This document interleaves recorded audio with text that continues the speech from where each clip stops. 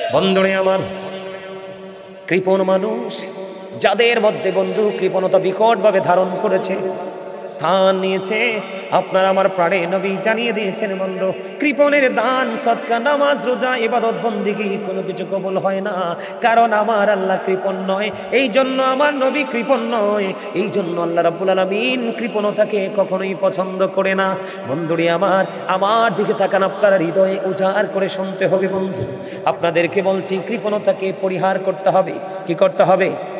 আল্লাহর হাবিব বলেছেন, যখন তোমরা দাও দুই হাত ভরে দাও, ছড়িয়ে দাও, ছিটিয়ে দাও, কৃপণতা করো না।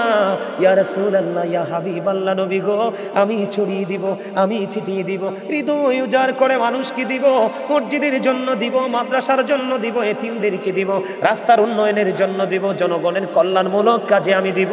হৃদয় উজাড় করে আমার নবীজি একটা ডাক দিয়ে বললে, পৃথিবীর বুকে যখন তুমি উদার চিত্তে যখন তুমি দান করতে থাকবে, এটা মসজিদে হোক, মাদ্রাসায় হোক, মাহফিলে হোক, কোনো এতিম অসহায়ের বিয়েতে হোক, কারো অপারেশনে হোক। যেমন বন্ধু আমার একটা ফাউন্ডেশন আছে, গাজী ফাউন্ডেশন, এটার চেয়ারম্যান আমি। এই বন্যার্তদেরকে আমি বন্ধু নগদ টাকা দিয়েছি, অনেক বন্ধু খাবার দিয়েছি, অনেক কিছু করেছি।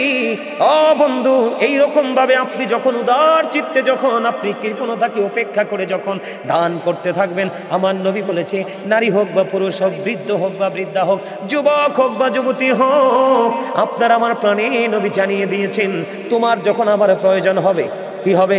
তোমার যখন আমার প্রয়োজন হবে, যেমন এক্সাম্পল স্বরূপ আপনার ছেলে বাহিরে যাবে, আল্লাহ গো বাংলাদেশে চাকরি নাই, আমার ছেলেটা গ্রাজুয়েশন কমপ্লিট করেছে, একটা এডুকেটেড পারসন, আমার ছেলেটাকে আমি ইতালিতে পাঠাবো।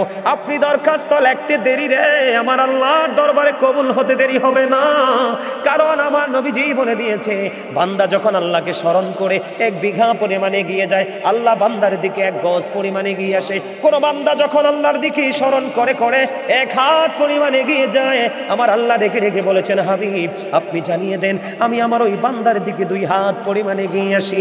আল্লাহকে স্মরণ করে কোন বান্দা যখন হেঁটে হেঁটে আল্লাহর দিকে যায়, আল্লাহ রাব্বুল আলামিন বলে দিয়েছেন, হাদিস শরীফের মধ্যে এসেছে, হাবিব আপনি জানিয়ে দেন, আমি আমার ওই বান্দার দিকে দৌড়ে ছুটে আসি। জোরে জোরে কন্যা সুবহানাল্লাহ। আপনি যখন চাইবেন, মেয়ের বিয়ের প্রয়োজন, ছেলের বিয়ে প্রয়োজন, আপনার বাড়ি বানানোর প্রয়োজন, একটা জায়গা কিনবেন, 50 লক্ষ জোগাড় হয়েছে, আরো 10 লক্ষ শর্ট, অটোমেটিক্যালি দেখবেন আরো 10 না বন্ধু, আরো 50 দেওয়ার মতো আল্লাহর পক্ষ থেকে বন্ধু দাঁড়িয়ে যাবে। কারণ আল্লাহ যখন বলবে কুন ফায়াকুন, সঙ্গে সঙ্গে বরাদ্দ হয়ে যাবে। জুড়ি জুড়ি কন্যা সুবহানাল্লাহ। কারণ আল্লাহ বলেছেন, মাকারু মাকারাল্লাহ ওয়াল্লাহু খায়রুল মাকিরিন, শ্রেষ্ঠ কৌশলের মালিক আল্লাহ, ইন্নাল্লাহা ইউহিব্বুল মুতাওয়াক্কিলিন। বন্ধু নিশ্চয় যারা আল্লাহর উপর ডিপেন্ড করে, আল্লাহর উপর ভরসা করে, আল্লাহ রাব্বুল আলামিন তাদেরকে পছন্দ করে, ভালোবাসে। জুড়ে জুড়ে কন্যা সুবহানাল্লাহ। আমার দিকে তাকান, আমি এক্সাম্পল দেই বন্ধু। হযরত আবু হুরায়রা রাদিয়াল্লাহু তাআলা আনহু থেকে হাদিস বর্ণিত, একদিন নবীজির কাছে ক্ষুধার্ত মানুষ, কৃপণতাকে উপেক্ষা করলে আল্লাহ কেমন করে রাজি হয়। একজনে ক্ষুধার্ত মানুষ আসলো, ইয়া রাসূলুল্লাহ পেটে ক্ষুধা, ইয়া রাসূলুল্লাহ কিছু খেতে হবে গো, আমার খাবারের প্রয়োজন। নবীজির বিবির কাছে খবর পাঠালেন, বিবি রে, ও বিবি ঘরে কিছু আসেনি? বিবি আবার উত্তর দিলেন, ইয়া রাসূলুল্লাহ, ইয়া হাবিবাল্লাহ, নবী গো ঘরে কিছুই নাই গো নবী, পানি ছাড়া।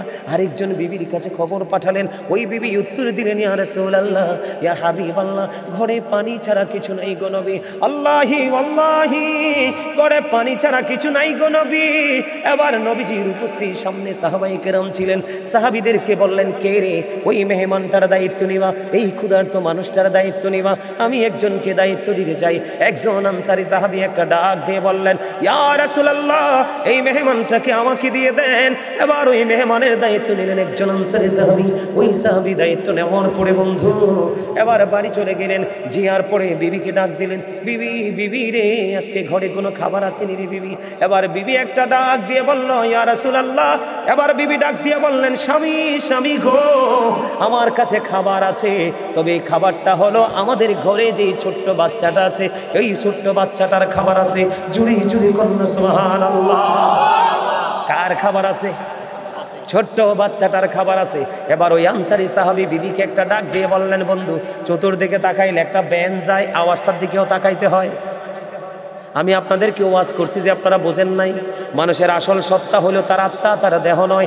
আপনার দেহ যদি এখানে থাকে আর আত্মা যদি বন্ধু বেনের সঙ্গে ওপারে চলে যায়, মাঝখান দিয়ে আলোচনার মাঝখানটা হারিয়ে ফেলবেন। ওয়াজ শুনে আপনি কোনো পরিপূর্ণতা খুঁজে পাবেন না। বন্ধুরে আমার, মনোযোগ হলো আসল, মানুষের আসল সত্তা হলো তার আত্মা। আত্মা যদি এখানে রাখতে পারেন, হেদায়াত নসিবে জুটবে। বন্ধুরে আবার আনসারী সাহাবী বিবিকে ডাক দিয়ে বললেন, বিবি বিবি রে, আমাদের সন্তানের যে খাবারটা আছে, আজকে খাবারটা আমি মেহমানকে খাওয়াবো, কারণ আমি আমার প্রাণের নবীর কাছ থেকে জেনেছি এই ক্ষুধার্ত মানুষটাকে যেহেতু আমার বাড়িতে চলে আসে, সে মেহমান হয়ে গেছে। সুবহানাল্লাহ বলেন না, কি হয়ে গেছে? মেহমান হয়ে গেছে রে বিবি। ও বিবি, একটা কাজ করবে তুমি, যখন সন্ধ্যা হয়ে যাবে, সন্ধ্যা হয়ে যাওয়ার পরে বাচ্চাটাকে প্রদীপটা নিভাই দিবা ঘরের। তৎকালীন সময়ের মানুষগুলোর ঘরগুলো বন্ধ, ছোট ছোট ছিল। আপনারা যারা হজে গেছেন দেখছেননি? এখানে হজে গেছেন এমন লোক আসেননি? আপনি যে গেছেন দেখছেননি মা ফাতেমার বাড়ি কত ছোট ছোট ঘর? আমি দেখেছি বন্ধু, তাদের ঘর ছিল ছোট, কিন্তু তাদের প্রেম ছিল আকাশ ছোঁয়া। এখন আমাদের ঘরগুলো হয়ে গেছে বড়, ঘরগুলো হয়ে গেছে পাকা, কিন্তু হৃদয়টা একেবারে মরিচিকায় জং ধরে ফেলেছে। জং একবারে বন্ধু ধ্বংস করে দিয়েছে। এবার কি করলেন? বিবিকে ডাক দিয়ে বলল, বন্ধু আনসারী সাহাবীর প্রেমের খবর শোনেন। কৃপণতাকে তারা কেমন করে উপেক্ষা করেছে, কেমন করে তারা কৃপণতাকে দূর করে আল্লাহর দিদার প্রাপ্ত হয়েছে। এবার বিবি কি বললেন, বিবি বিবি গো, প্রদীপটা নিভাই দিও সন্ধ্যা যখন হবে। ও স্বামী, কেন গো?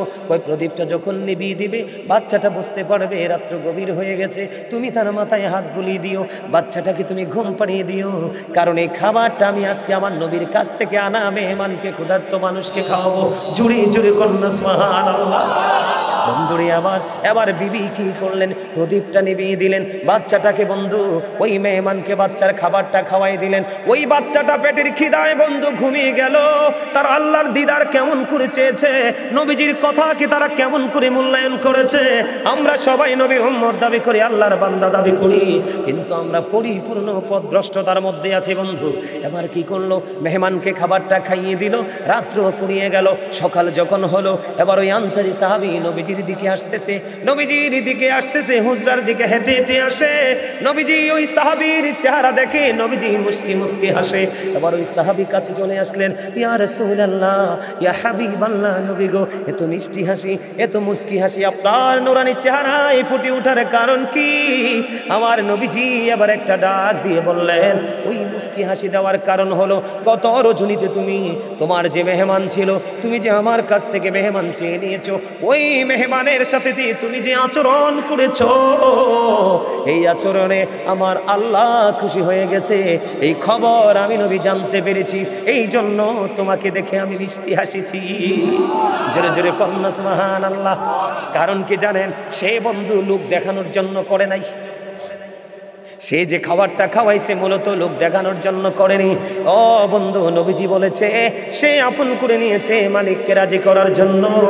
আজকে ঠিক তেমনি ভাবে যদি আমরা মসজিদে দান করার ক্ষেত্রে, মাদ্রাসায় দান করার ক্ষেত্রে, মাহফিলে দান করার ক্ষেত্রে, জন উন্নয়নমূলক কল্যাণমূলক কাজে দান করার ক্ষেত্রে আগে যদি ভাবতাম, আল্লাহ তুমি আমাকে তোমার প্রিয় দানশীল বান্দাদের অন্তর্ভুক্ত করে নিও, কৃপণতা দূর হয়ে যেত। দান করার ক্ষেত্রে মানসিকতা অনেক বেশি ডেভেলপ হয়ে যেত। জুড়ে জুড়ে কোন ঠিক না ঠিক? বন্ধুরে আমার, আপনি কৃপণতা করে কি করলেন? কাপড়গুলোকে ফুরিয়ে দিলেন, কোনো এতিমকে দিলেন না, কোনো গরিবকে দিলেন না। যিনি কৃপণতাকে উপেক্ষা করে, কৃপণতাকে বর্জন করে, যিনি একজন দুস্থ অসহায় মানুষকে বন্ধু একটা বস্ত্র দিয়েছে, একটা শার্ট, একটা গেঞ্জি, একটা লুঙ্গি, একটা পায়জামা, আবার যেই ধরনের পোশাকই হোক না কেন, নবীজি বলে দিয়েছেন তুমি যাকে এই পোশাকটা দিয়েছ সে খুশি হয়ে সেটাকে গ্রহণ করেছে। এই গ্রহণ করে যতদিন পর্যন্ত পরিধান করলো, ততদিন পর্যন্ত আল্লাহর খাস রহমত তোমার উপরে থাকবে। যিনি দাতা ওনার উপরে। জুড়ে জুড়ে বলেন না সুবহানাল্লাহ। আর জোরে বলেন না সুবহানাল্লাহ। আর একটু মহাব্বতে বলুন সুবহানাল্লাহ। তাহলে আপনাকে আমাকে কি করতে হবে? কৃপণতা বর্জন। কথা বলেন না কেন? কি করতে হবে? কৃপণতা বর্জন। কেমন করে কৃপণতা বর্জন করতে হবে জানেননি? নবীজি বলে দিয়েছেন, তুমি যখন রান্না করবা কি করবা? তুমি যখন কোনো তরকারি রান্না করবা, তুমি তরকারির মধ্যে একটু ঝোল অথবা রসা তুমি একটু বাড়াইয়ে দিও। ইয়া রাসূলুল্লাহ, ইয়া হাবিবাল্লাহ, কেন গো? আমার নবীজি বললেন, তুমি যখন তরকারিটা রান্না করবা, ঝোল একটু তুমি বাড়িয়ে দিও। তুমি কি করবে? ঝোল একটু বাড়িয়ে দিবে, তার কারণ হলো তুমি ঝোল একটু বাড়াইয়া দেবা, তোমার পাশের ঘরের মানুষটা আজকে গরিব, আজকে ইনকাম করতে পারে না, এই পুরুষ লোকটা বাচ্চা আছে অথবা ঘরে মুরব্বী আছে, তুমি যেন এক পেয়ালা তার ঘরে পাঠিয়ে দিতে পারো। জোরে জোরে কন্যা সুবহানাল্লাহ। বন্ধুরে আমার, এখন আপনি খাওয়াইলে লাভটা হবে কি? হাদিস শরীফের মধ্যে এসেছে, আল্লাহর কাছে দুইটা কাজ অনেক বেশি পছন্দের। আল্লাহর কাছে দুইটা কাজ বন্ধু অনেক বেশি পছন্দের। একটা হলো পরিচিত হোক, অপরিচিত হোক, কোনো মানুষকে যদি তুমি সালাম দিতে পারো, আর কোনো মানুষকে যদি তুমি পেট ভরিয়ে খাইয়ে দিতে পারো। জোরে জোরে কন্যা সুবহানাল্লাহ, আরো জোরে বলেন না সুবহানাল্লাহ। তাহলে আপনি কি হলেন? আল্লাহর যে পছন্দের কাজের মধ্যে একটা আপনি করে ফেললেন, আপনি তার আপনার আশেপাশের মানুষকে খাবার খাইয়ে দিল। জোরে জোরে বলেন না সুবহানাল্লাহ। এখন আমাদের মধ্যে যিনি খাওয়ায় উনি কৃপণ না? কথা বুঝতে পারছেন নি? যিনি দান করে তিনি কৃপণ না? যিনি যাকাত দেয় তিনি কৃপণ না? যিনি যাকাতও দেয় না, দানও করে না, এতিম অসহায়ের পাশেও দাঁড়ায় না, তিনি সত্যিকার অর্থে কৃপণ। আপনার সামনে দুরূদ পড়া হলো, আপনি দুরূদ পড়লেন না, আপনি সত্যিকার অর্থে কৃপণ। আপনার সামনে আল্লাহর জিকির করা হলো, আপনি জিকির করলেন না, আপনি হলেন শ্রেষ্ঠ কৃপণ। এই কৃপণের জন্য, এই জন্য বন্ধু কোরআন এবং হাদিস করে দেখলাম, যারা জিকির করে তারা হলো বন্ধু জিন্দা, আর যারা জিকির করে না তারা হলো মুর্দা। আপনি জিকির করেন না কিন্তু গায়ে গতরে মোটা, কোরআন হাদিসের দৃষ্টিতে আপনি মরে গেছেন। কারণ মানুষের দেহ আসল নয়, তার আসল হলো তার আত্মা। ঠিক কিনা বলেন? আর জোরে বলেন। মা আয়েশা সিদ্দিকা রাদিয়াল্লাহু তাআলা আনহা বললেন, ইয়া রাসূলুল্লাহ, আমি কেমন করে দিব? আমার দুইজন প্রতিবেশী আছে। কয়জন? কথা বলেন না, কয়জন? কয় আমার দুইজন প্রতিবেশী আছে গো ইয়া রাসূলুল্লাহ, আমার দুইজন প্রতিবেশী আছে। আমি ইয়া রাসূলুল্লাহ, আমার দুইজন প্রতিবেশীর মধ্যে আমি কাকে আগে দিব? নবীজি বললেন, তোমার দুইজন প্রতিবেশীর মধ্যে যার ঘরটা তোমার কাছে তাকে আগে দাও, তারপরে তোমার একটু দূরে যিনি তার কাছে আগে দাও। বন্ধু, আমাদের মধ্যে অনেক সমস্যা, নিজের এলাকার মসজিদে দেয় না, শ্বশুর বাড়ির মসজিদে দেয়। কথা কয় না, আছে না নাই? আরো জোরে বলেন। হুজুর আপনি কি রাগ হয়েছেন আমার লগে? হ্যাঁ, মন খারাপ করে আমরা সামনের দিকে আইয়েন। আপনারা হুজুরে আমার লাগে আরে পছন্দ করেন না, আরে অপছন্দ করছি। আপনারা অপছন্দ করছেন নাকি? সবার পছন্দ হয়েছে? কোনটা কইবেন? আই লাইক ইউ না আই লাইভ ইউ? হয়েছে না তো? দোনোটা দোনোটা। মাশাআল্লাহ মাশাআল্লাহ, thank you very much, thank you. আলহামদুলিল্লাহ বলেন, আরো যারা বলেন না। আপনারা হাসানোর জন্য একটু বলছিলাম, আপনারা তো সবাই হাসতে পারলেন না। ওরে বাপরে বাপ, এনে দুই একজন দেখি কি মোটা হইয়া বইছে।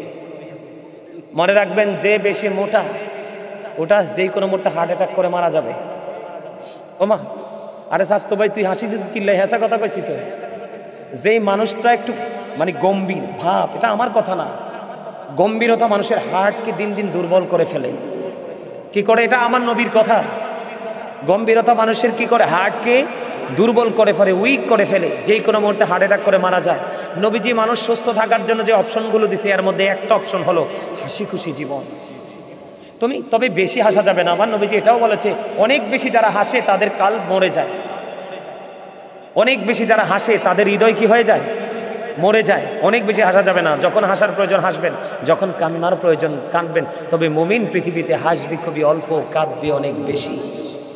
মুমিন পৃথিবীতে খাবি খুবই কম। ঠিক কিনা বলেন? মোটা দাদা পশুর জন্য পাগল হবে না, কারণ হিসাবটা যে কত কড়াকড়ি হবে। বন্ধুরে আমার দিকে তাকান, আমি কি বলতে চাই, আমাদের বাংলাদেশে আসেনি সভাপতি সাহেব, কি নিজের বাড়ির মসজিদের সভাপতির লগে সম্পর্ক ভালো না রে? সভাপতির লগে ভালো না হইলে তোমার সমস্যা কি? মসজিদ তো সভাপতির না, মসজিদ হলো স্বয়ং আল্লাহ। ঠিক কিনা বলে? সিস্টেম দেখেন, কৃপণতাকে উপেক্ষা করো, নিজের কাছের মানুষকে আপন করে নাও। মা আয়েশা বললেন, ইয়া রাসূলুল্লাহ, আমার দুইজন প্রতিবেশী আমার খুব কাছে, আমি কাকে আগে দিব বলে দেন। আমার নবী বললেন, যিনি তোমার খুবই কাছে তুমি তাকে আগে দাও। সুবহানাল্লাহ বলেন না? আরে জোরে যাইবেন, যান, বুঝতে পারছি, যান। আলহামদুলিল্লাহ বলেন। এবার আসেন মজার একটা হাদিস শরীফ শোনাই বন্ধু। কৃপণতা থেকে উপেক্ষা করতে পারলে বরকত কেমন করে হয়। আমার নবীজি বলেছেন বন্ধু, 2 জনের খাবার দিয়ে 4 জনকে খাওয়ানো যায়, 3 জনের খাবার দিয়ে 6 জনকে খাওয়ানো যায়। আপনারা তো টেনশন করার দরকার কি? আপনি আল্লাহর উপর ভরসা করে শুরু করেন। কার উপর ভরসা করে? আল্লাহর উপর ভরসা করে শুরু করেন। আপনি যদি কৃপণতাকে উপেক্ষা করতে পারেন, আমার নবীজির জীবনে কৃপণতা বলে কোনো শব্দ ছিল না। আমার দিকে তাকান বন্ধু, আমি 2টা হাদিস বলবো, এরপরে কৃপণদের বন্ধু ভয়ঙ্কর পরিণতির খবর আমি একটু জানাবো, আপনারা সবাই জানবেন তো। আমি আপনাদেরকে বলি বন্ধু, খন্দকের যুদ্ধের সময় হাদিস শরীফের মধ্যে এসেছে হযরতে জাবের আপনার আমার প্রাণে নবীকে এসে ডেকে বললেন, ইয়া রাসূলুল্লাহ, যুবক আমি তোমাদেরকে বলি, তোমরা হৃদয় খুলে শোনো, তোমরা যখন জানবে তোমাদের নেক্সট জেনারেশনকে তোমরা বলতে পারবে, উৎসাহিত করতে পারবে, এই সম্পর্কে তোমরা বুঝাতে পারবে। খন্দকের যুদ্ধের সময় এবার হযরতে জাবের চলে আসলেন, ইয়া রাসূলুল্লাহ আপনি কিছু মুহাজির কিছু আনসার নিয়ে আমার বাড়িতে আসেন, কিছু খাবারের আয়োজন করা হলো। খেয়াল করবেন আপনারা, জাবের বলতেছে কিছু, মুষ্টিময় কিছু। এবার জাবের যখন দাওয়াত দিলেন, অল্প কিছু মুহাজির অল্প কিছু আনসার নিয়ে চলে আসেন। আমার নবীজি জাবেরের পক্ষ থেকে দাওয়াত পাওয়ার পরে এবার আপনার আমার প্রাণের নবী একটা ডাক দিয়ে বললেন, ও সকল মুহাজির আনসার চলো, সবাই চলো, জাবের আমাদেরকে দাওয়াত দিয়েছে। জাবেরের দাওয়াতের মধ্যে কিন্তু লিমিট আছে। কি আছে? একটা লিমিটেশন আছে কিছু। কিন্তু নবীজি সকল মুহাজির আনসারদেরকে ডেকে ডেকে শুরু করলেন, চলো সবাই চলো, জাবের দাওয়াত দিয়েছে। সবাই মিলে বন্ধু জাবেরের বাড়ির দিকে রওনা হলো। জাবের কিন্তু শুনতে পেয়েছে, ওই যে নবীজি সবাইকে ডাক দিলেন। এবার হযরত জাবের দৌড়ে চলে গেলেন, যাইয়া ডেকে ডেকে বলতেছেন, বিবি বিবি রে, তুমি তো বলেছো অল্প কিছু মুহাজির আনসার নিয়ে আসার জন্য, আমার নবী তো সবাইকে নিয়ে আসতেছে। ও বন্ধু, মুহাজির আনসারের সংখ্যা হলো 1000। জোরে কন্যা সুবহানাল্লাহ। কত হাজার? আরো জোরে কত হাজার? 1000 মুহাজির আনসার। এবার বন্ধু নবীজি চলে গেলেন ওই বাড়িতে যাওয়ার পরে বন্ধু এবার ওই জাবেরকে ডাক দিয়ে বললেন, জাবের, ওই যে আটার যে রুটির খামিরটা করেছো, আমরা রুটির খামির বানানো আমাদের মা চাচিরা কথা বলে না, আমরা বাংলাদেশে বলি কাই কাই, রুটির কাই করছে, এটাকে খামির বলা হয়। কি বলা হয়? আমার নবীজি একটা ডাক দিয়ে বললেন, যে খামিরটা আমার কাছে নিয়ে এসো। এবার কিন্তু ঢাকনা সরানো যাবে না, ঢাকনা সরাইও না। এবার কি করলেন, রুটির খামির বন্ধু ঢাকনা সহ নিয়ে আসলেন। আসার পরে নবীজির ওই পবিত্র মুখ মোবারক থেকে একটা থুতু মোবারক মিশাই দিলেন। সুবহানাল্লাহ বলেন না? আরো জোরে। আপনি আমি থুতু তো থাক দূরের কথা, হাতের হাইটা পানি পড়লে তো কেউ খাবে না। তাইলে নবী আমার মতনই কোনোভাবে কথা বলেন না কেন? নবী কি কখনো আমার মতো বলা যায়? বললে ইমান থাকবে নি। দেখেন নবীজি কি দিছে, থুতু মুবারক দিলেন। আবার বললেন, জাবের, একটু একটু করে খামির থেকে একটু একটু করে রুটির খামির উঠাও, আর রুটি বানাইতে থাকো, একজন একজন করে মুহাজির আনসারকে খাইতে দাও। আর পাতিলে বন্ধু গোশত হলো একটা ছাগলের বাচ্চা। কি? একটা বাচ্চা ছাগল জবাই করা হয়েছে। নবীজি বললেন, জাবের, ওই গোশতের যে রান্না করা যে পাতিলটা নিয়ে আসো, ঢাকনা সরাইও না। ও বন্ধু, এবার ওই গোশতের পাতিলটা যখন নিয়ে আসলো, এটার মধ্যে নবীজি বিন্দু পরিমাণ থুতু দিয়ে দিলেন, ওই থুতু মোরাক দিয়ে দিলেন বন্ধু। এবার গোশত দিতেছে, রুটি বানাইতেছে, খাইতে খাইতে খাইতে খাইতে 1000 মুহাজির আনসারের খাওয়া শেষ হয়ে গেল বন্ধু। গোশত যেমন তেমনই রয়ে গেল, রুটির খামির যেমন তেমনই রয়ে গেল। মনে হয় যেন কেউ এখান থেকে খাবারই খায় নাই। জোরে জোরে কন্যা সুবহানাল্লাহ। সবচেয়ে বড় মজার খবর হলো 1000 মুহাজির আনসার খেয়েছে বন্ধু মাত্র 350 আটার। জোরে কন্যা সুবহানাল্লাহ। খামিরটা কত শের? মাত্র 350 বন্ধু আটার খামির, জবের খামির যেটাই বলেন। আপনা আমার পক্ষে সম্ভব নেই, কিন্তু হ্যাঁ সম্ভব হবে। আবার কেমনি? ওই আল্লাহর উপর ভরসা করে নবীজির এই হাদিস এটাকে ফলো করে যখন আপনি চর্চা করবেন, দেখেন এই চান্দিনা থানগাঁও গ্রামের কারো ঘরে যদি বরকত না থাকে আপনার ঘরে ঢুকবে, কিন্তু শুরুটা করতে হবে বিসমিল্লাহ বলে। আমি আজকে আপনাদেরকে বলে দিই, খাবার খাওয়ার আগে, প্রত্যেকটা ভালো কাজ করার আগে, বিশেষ করে খাবার খাওয়ার আগে বিসমিল্লাহ বলবেন। যদি বিসমিল্লাহ ছাড়া কেউ খাবার শুরু করে, যতক্ষণ পর্যন্ত আল্লাহর বান্দা খাবার খায়, হাদিস শরীফের মধ্যে আছে, ততক্ষণ পর্যন্ত শয়তানও তার সঙ্গে খাবার খায়। নাউজুবিল্লাহ বলেন না। আমাদেরকে সেই চর্চা আসেনি, আমাদেরকে সেই শিক্ষা আসেনি। এখন দেখছেন নি, কথা বলেন, বরকত হইছিনি? কথা বলেন না কেন? নবীজির মধ্যে কোনো কৃপণতা ছিল? জাবেরের মধ্যে কোনো কৃপণতা ছিল? জাবেরের বিবি একজন নারী বলতেছে, নবী নিয়ে আসো, কোনো টেনশন নাই, কারণ আমার নবী তো রাহমাতুল লিল আলামিন। জোরে জোরে বলুন না সুবহানাল্লাহ। এবার আসেন বন্ধু, আরেকটা মজার হাদিস। হযরতে আবু হুরায়রা হাদিস বর্ণনাকারী একজন রাবীদের মধ্যে একজন বিশিষ্ট রাবী। হযরতে আবু হুরায়রার একদিন পেটের খিদায় বন্ধু তিনি অস্থির। এখন তিনি কি করবেন? পেটের খিদায় তিনি অস্থির হয়ে গেলেন। আবু হুরায়রা একটা পর্যায়ে বন্ধু রাস্তায় নেমে আসলো। কোথায়? রাস্তায় নেমে আসলো। আবু হুরায়রাকে দেখে, আপনার আমার প্রাণের নবী দেখে একটা মুস্কি হাসি দিলেন। সুবহানাল্লাহ বলেন না। একটা মুস্কি হাসি দিয়ে বললেন, আবু হুরায়রা চলো আমার নবীর সঙ্গে। আবু হুরায়রা চলতে শুরু করলেন। নবীজি ওনার গন্তব্যে চলে গেলেন। গিয়ে একটা ডাক দিয়ে বললেন, বিবি ঘরে কোনো খাবার আসেনি? এবার নবীজির বিবি উত্তর দিলেন, ইয়া রাসূলুল্লাহ, ইয়া হাবিবাল্লাহ, নবী গো, ও নবী, ঘরে একটা পেয়ালা দুধ এসেছে হাদিয়া হিসাবে। কয় পেয়ালা দুধ? আমি আপনাদেরকে বুঝাই, এক্সাম্পল আছে। এটা ধরেন এটা একটা পেয়ালা। কি এক পেয়ালা দুধ কয়জন খাইতে পারবো? এই দাদাই কইতেছে একজনে খাইলে। দাদা দারুণ উত্তর দিছে। এখনকার মানুষের মধ্যে এরকম এক পেয়ালা না কয়েক পেয়ালা খাইতে পারবো, কারণ এরা তো বিসমিল্লাহ কইয়া খায় না। এরা টান যখন দিবে দুধ পান করার জন্য, অর্ধেক যাবে তাদের পেটে আর অর্ধেক যাবে শয়তানের পেটে। এটা হাদিস শরীফ বন্ধু। দেখেন, নবীজির কথা যদি মানতে পারেন, কৃপণতাকে যদি উপেক্ষা করতে পারেন, হৃদয়ের উদারতাকে যদি বৃদ্ধি করতে পারেন, মনটাকে যদি বন্ধু কৃপণতার দেয়ালটাকে ভেঙে চুড়ে বন্ধু প্রেমের দেয়াল যদি হৃদয়ে তৈরি করতে পারেন। এবার আবু হুরায়রার তো পেটে খিদা, সহ্য করতে পারে না। একটা পর্যায়ে রাস্তার মধ্যে নেমে আসছে। নবীজি বললেন, চলো চলো চলো রে চলো। এবার চলে গেলেন। নবীজিকে যখন উত্তর দিল, ইয়া রাসূলুল্লাহ, একটা পেয়ালা দুধ আছে। এবার নবীজি একটা ডাক দিয়ে বললেন, হে আবু হুরায়রা, জলদি করে চলে যাও, সুফফাবাসীদেরকে ডেকে নিয়ে এসো।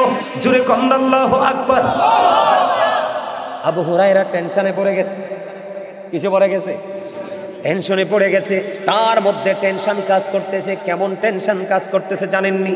সে আবু হুরায়রা মনে মনে বলতেছে, একটা পেয়ালা দুধ এইটা তো আমারই হবে না, আবার সুফফাবাসীদেরকে নবী খাওয়াইব। আল্লাহু আকবার বলেন না। এবার আবু হুরায়রা নবীজির কথা তো অমান্য করা যায় না, সুফফাবাসীদেরকে বন্ধু ডেকে নিয়ে আসলো। আসার পরে এক এক করে বন্ধু অসংখ্য সুফফাবাসীকে দুধ খাওয়ালো। এরপরে আবু হুরায়রাকে ডাকলেন, রে আবু হুরায়রা, আসো তুমি দুধ পান করো। এবার আবু হুরায়রা দুধ পান করলেন। নবীজি আবার ডাক দিলেন, আবার একটু পান করো। আবার পান করলেন। আবার নবীজি ডাক দিলেন, আবু হুরায়রা তুমি পান করো। এবার আবু হুরায়রা একটা ডাক দিয়ে বললেন, ইয়া রাসূলুল্লাহ, ইয়া হাবিবাল্লাহ, নবী গো, আমার পেটে আর জায়গা নাই, আমার পেটে আর ঢুকবে না। জোরে জোরে বলেন না সুবহানাল্লাহ। আমরা সেই নবীর উম্মত, আজকে আমাদের হাতে বরকত নাই। কথা কন না কেন? বরকত থাকবে কেমনে? আপনার বৌদ্ধ প্রস্রাব করে ভালো করে পানি খরচ করবে কেমনে জানে না। জিলা কুলুপ কিভাবে ব্যবহার করতে হয় সেটা জানে না। ঠিক কিনা বলেন? রান্না করার সময় মাথায় ঘুমটা দেয় না, বিসমিল্লাহ কই স্টার্ট করে না। কারণ বিসমিল্লাহ বলবে কেমন করে? এত পেটে এত খিদা, সে বলে আই এম ভেরি টায়ার্ড। বিসমিল্লাহর কথা মনে নাই। টায়ার্ড অবস্থায় কি বিসমিল্লাহ মনে থাকেনি? এরপরে বিসমিল্লাহ ছাড়া খাবার শুরু করলো। খাইতে খাইতে খাইতে খাইতে গলা পর্যন্ত আসছে। আলহামদুলিল্লাহ বলার বন্ধু সুযোগ নাই। বললাম সমস্যা কি? আলহামদুলিল্লাহ কইছেন নি? কয় no, I am very relax.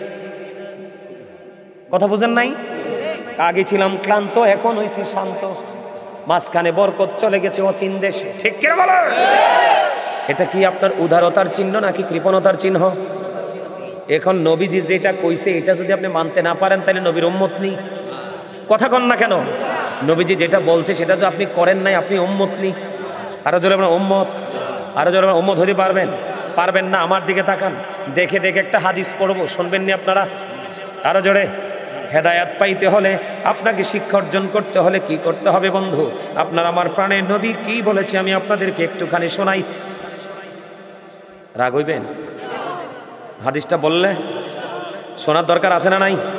আমি একটা হাদিস শরীফ আপনাদেরকে শোনাবো। ও বন্ধু, আপনাদের জন্য বড় নিয়ামত। এদিকে তাকান, যুবক ভাইদেরকে বলছি তোমরা শোনো। আল্লাহ রাসূল কি বলেছেন? আন আবি হুরায়রা রাদিয়াল্লাহু তাআলা ক্বালা রাসূলুল্লাহ সাল্লাল্লাহু আলাইহি ওয়াসাল্লাম মান আতানি ফাকাদ আতাল্লাহ ওয়া মান আসানি ফাকাদ আসাল্লাহ ওয়া মান আতা আমিরি ফাকাদ আতানি ওয়া মান আসা আমিরি ফাকাদ আসানি। মুত্তাফাকুন আলাইহি। আল্লাহর হাবিব বলেছেন, হযরতে আবু হুরায়রা রাদিয়াল্লাহু তাআলা আনহু থেকে বর্ণিত, দেখো সাধারণ মানুষ যারা, সাধারণ উম্মত যারা, তাদের হাসরটা কত সহজ, তাদের মুক্তিটা কত সহজ, আল্লাহর নিয়ামত পাওয়াটা তাদের জন্য কতটা সহজ আমার নবীজি বলে দিয়েছেন। হযরতে আবু হুরায়রা রাদিয়াল্লাহু তাআলা আনহু থেকে হাদিস বর্ণিত, আপনার আমার প্রাণের নবী বলেছেন, মান আতাআনি ফাকাদ আতাল্লাহ। নবী ইরশাদ করেছেন, যে ব্যক্তি আমার অনুগত করে সে আল্লাহর অনুগত করলো। জোরে জোরে কন্যা সুবহানাল্লাহ। মানে হাদিসের প্রথম লাইনটা দেখছেন নি কত চমৎকার। আল্লাহ রাসূল বলেছেন, মান আতাআনি ফাকাদ আতাল্লাহ, যে ব্যক্তি আমি নবীর অনুগত করলো সে যেন আল্লাহর অনুগত করলো। জোরে জোরে কোন সুবহানাল্লাহ। এর পরের অংশটা দেখেন, আল্লাহর হাবিব বলেছেন, ওমান আসানি ফাকাদ আসাল্লাহ। আপনার আবার প্রাণে নবী বলে দিয়েছেন, আর যে ব্যক্তি আমার অবাধ্য করলো সে যেন আল্লাহর অবাধ্য করলো। তার মানে যে নবীর হুকুমকে, নবীর অর্ডারকে, নবীর প্র্যাকটিক্যালটাকে অস্বীকার করলো, অমান্য করলো, সে যেন মূলত আল্লাহকেই অমান্য করলো। জোরে জোরে কন্যা নাউজুবিল্লাহ। আরো জোরে বলেন নাউজুবিল্লাহ। এখন আপনার মনে মনে চিন্তা হলো, আমি রাসূলকে পাবো কোথায়? রাসূল তো চলে গেছে, আমি রাসূলের দিদার কেমন করে পাবো? আমি কোথায় গেলে রাসূলকে পাবো? আল্লাহর হাবিব আপনাকে আমাকে বলে দিয়েছে বন্ধু। এবার আমার দিকে তাকান, আল্লাহর হাবিব বলেছেন, ওমান আতওয়া আমিরি ফাকাদ আতওয়ানি। আল্লাহ রাসূল বলেছেন, যে আমার আমিরের অনুগত করলো সে আমার অনুগত করলো। জোরে জোরে কন্যা সুবহানাল্লাহ। এরপরে রাসূল বলেছেন, ওমান আসানি ওমান আসা আমিরি ফাকাদ আসানি, যে ব্যক্তি আমার আমিরের অবাধ্য করলো সে যেন আমি নবীর অবাধ্য করলো। জোরে জোরে কন্যা নাউজুবিল্লাহ। এর যুবক ভাই, আমি তোমাদেরকে বলছি, ও দাড়ি পাকা আমার মুরব্বি বাবারা, আমি এই চান্দিনা থানগাঁও গ্রামের আমার মা আমার বোনদেরকে ডেকে ডেকে বলবো, হৃদয় খুলে শোনো। আমার নবী বলেছেন, নবীকে মানলে আল্লাহকে মানা হয়ে যায়, নবীকে অমান্য করলে আল্লাহর অমান্য করা হয়। এবার আমার নবীজি বলেছেন, যে ব্যক্তি আমার আমিরকে, তার মানে আল্লাহ এবং আল্লাহর হাবিবের প্রেমিক হতে হবে আলেম। কি? আল্লাহ এবং আল্লাহর হাবিবের প্রেমিক হক্কানি আলেমের অনুগত করলো, মানে আলেমকে মানলো, সে যেন নবীকে মানলো। যে হক্কানি আলেমের অবাধ্য হলো সে যেন নবীর অবাধ্য হয়ে গেল। জোরে জোরে কন্যা নাউজুবিল্লাহ। তার মানে আল্লাহকে পাইতে হলে রাসূলের কাছে যেতে হবে, আর রাসূলকে পাইতে হলে হক্কানি আলেম এবং হক্কানি আল্লাহর ওলিদের কাছে যেতে হবে। অন্যথায় আপনার জন্য সহজ কোনো রাস্তা নাই। ঠিক কিনা বলেন? আরো জোরে বলেন। এখন বন্ধু, সুফাবাসী সকলে দুধ খাইলো, আবু হুরায়রা দুধ খাইলো, সর্বশেষে আপনার আমার পানে নবী দুধ পান করলো। জোরে জোরে কোন সুবহানাল্লাহ। আর একটু জোরে। এবার আসেন, যদি আপনি কৃপণতা কি করেন, আপনি যদি কৃপণতাকে বর্জন করতে না পারেন, বলে আপনি মনে মনে ভাবলেন, হুজুরা যা বলক গিয়া, আমি কৃপণতা কি করব না, ছাড়বো না, বর্জন করব না। এই জায়গায় আমি আপনাদেরকে একটা এক্সাম্পল দিয়ে বিষয়টা শেষ করে দিব বন্ধু। আপনারা জানেন, কারণ ছিল একজন মানুষ, যিনি ছিলেন মূসা নবীর ছোট চাচাতো ভাই। কি ভাই? মূসা নবীর ভাই ছিলেন, সোজা কথা, তিনি ছিলেন বন্ধু গরিব। মূসা নবীর বোনের সাথে তার বিবাহ হলো। বিবাহ যখন হলো, ধীরে ধীরে ধীরে ধীরে বন্ধু তার মধ্যে পরিবর্তন আসলো বন্ধু, আর্থিক পরিবর্তন। সে সোনা বানাইতে পারে, রূপা তৈরি করতে পারে, সোনা রূপা হীরা মণিমুক্তা কোনো কিছু তার কাছে কি নাই, অভাব নাই, বাদ নাই। এমন করতে করতে করতে করতে বন্ধু ওই কারণ এত বেশি ধনী হলো, এত বেশি সম্পদের মালিক হলো, একেবারে ছোট্ট কনিষ্ঠ আঙ্গুলের মতো ছিল তার ছাবিগুলো। তার ধনভাণ্ডারের যে চাবিগুলো ছিল বন্ধু, এই যে এই আপনার আমার কনিষ্ঠ আঙ্গুল মানে কান্নাঙ্গুল কই আমরা, এই যে কনিষ্ঠ আঙ্গুলের মতো ছোট ছোট ছিল চাবিগুলো, এত বেশি ধনভাণ্ডার, এত বেশি সীমা ছাড়িয়ে গেছে বন্ধু। কারণ যখন ধন সম্পদ ছিল না, সে এমনি ছিল গরিব, নম্র ছিল, ভদ্র ছিল, তার মধ্যে নমনীয়তার ভদ্রতার কোনো কমতি ছিল না। যখন বিয়ে হলো, বিয়ে হওয়ার পরে যখন ধীরে ধীরে ধীরে ধীরে যখন সে দৌলত বাড়াতে থাকলো, দৌলত বাড়তে বাড়তে বাড়তে বাড়তে বন্ধু এত দূর পর্যন্ত গেল দৌলতের সীমা। বন্ধু হিসাব করার মতো কারো সৌভাগ্য হয় নাই, এত এত বেশি দৌলতের মালিক হলো। কিতাব প্রমাণ করেছে বন্ধু, কিতাব প্রমাণ করেছে তার এত বেশি দৌলত ছিল, ছোট্ট কনিষ্ঠ আঙ্গুলের মতো ছিল প্রত্যেকটা ধনভাণ্ডারের চাবি। 70টা উটের বন্ধু বোঝা ছিল শুধু তার ধনভাণ্ডারের চাবিগুলো। কয়টা? 70টা ওটের বোঝা ছিল, ওই কারণের ধনভাণ্ডারের চাবি বন্ধু। তা ছাবির পরিমাণ ছিল আমাদের এখানে অনেক, ধনভাণ্ডারের ছাবি কিন্তু বড় হয়। আপনারা জুয়েলার্সে গেছেন, জুয়েলারিগুলোতে দেখছেন। আমার শ্বশুরের কিন্তু বিশাল জুয়েলারি আছে, কুমিল্লা বিসমিল্লা জুয়েলার্স, নাম চিনেননি আপনারা? চিনেন? কুমিল্লার মধ্যে সবচেয়ে বড় জুয়েলারি বিজনেস ম্যান হচ্ছে আমার শ্বশুরের দাদার বংশতে লতুবিয়া জুয়েলার্স। আপনারা মুরব্বীরা জানান না? ওই হ্যাঁ, এইটাই লতুবিয়া, আমার খলিলুর রহমান বিসমিল্লা তারা আপন ভাই। তা আমি দেখছি এত বড় বড় ছাবি, কি বড় বড় না? এই অনেক বড় বড় ছাবি, পৃথিবীর ধনভাণ্ডারের ছাবি অনেক বড় বড়, খেয়াল করেন। কিন্তু কারণের ছাবি ছিল বন্ধু ছোট, 70টা ওটের বোঝা। যখন যখন তার মধ্যে ধন সম্পদ যখন বাড়তে লাগলো, তার মধ্যে বেয়াদবিও বাড়তে থাকলো, ফাইজলামি বাড়তে থাকলো, অন্যায় অপরাধ বন্ধু কোনো কিছুর মধ্যে তার কোনো দাড়ি কমা নাই, দাড়ি কমা নাই, দাড়ি কমা নাই। বেয়াদবি বাড়তে বাড়তে, অহংকার বাড়তে বাড়তে বন্ধু এমন কোনো মন্দ কাজ নাই যে সে করছে না। এবার আল্লাহ রাব্বুল আলামিন মূসাকে ডাক দিয়ে বললেন, মূসা ওই কারণকে বলো তার হিসাবগুলো কি করতে, কারণকে বলো তার হিসাবটা সঠিকভাবে করতে। কারণ তার হিসাবের ওপর যাকাত দিতে হবে। কি দিতে হবে? কথা বলে না কেন? যাকাত দিতে হবে। ও বন্ধু, পরে কারণ হিসাব মিলাইলেন, কারণ হিসাব মিলাইয়া দেখলেন তার এই দৌলত, তার এই সম্পত্তি থেকে অনেক সম্পদ বন্ধু অন্যকে দিয়ে দিতে হবে। কি করতে হবে? অন্যজনকে দিয়ে দিতে হবে। এমন অবস্থা দেখে এবার সে বললেন না, সে দান করার পক্ষে নাই, দান করবে না, আল্লাহর হুকুম পালন করবে না, আল্লাহর অর্ডার মান্য করবে না।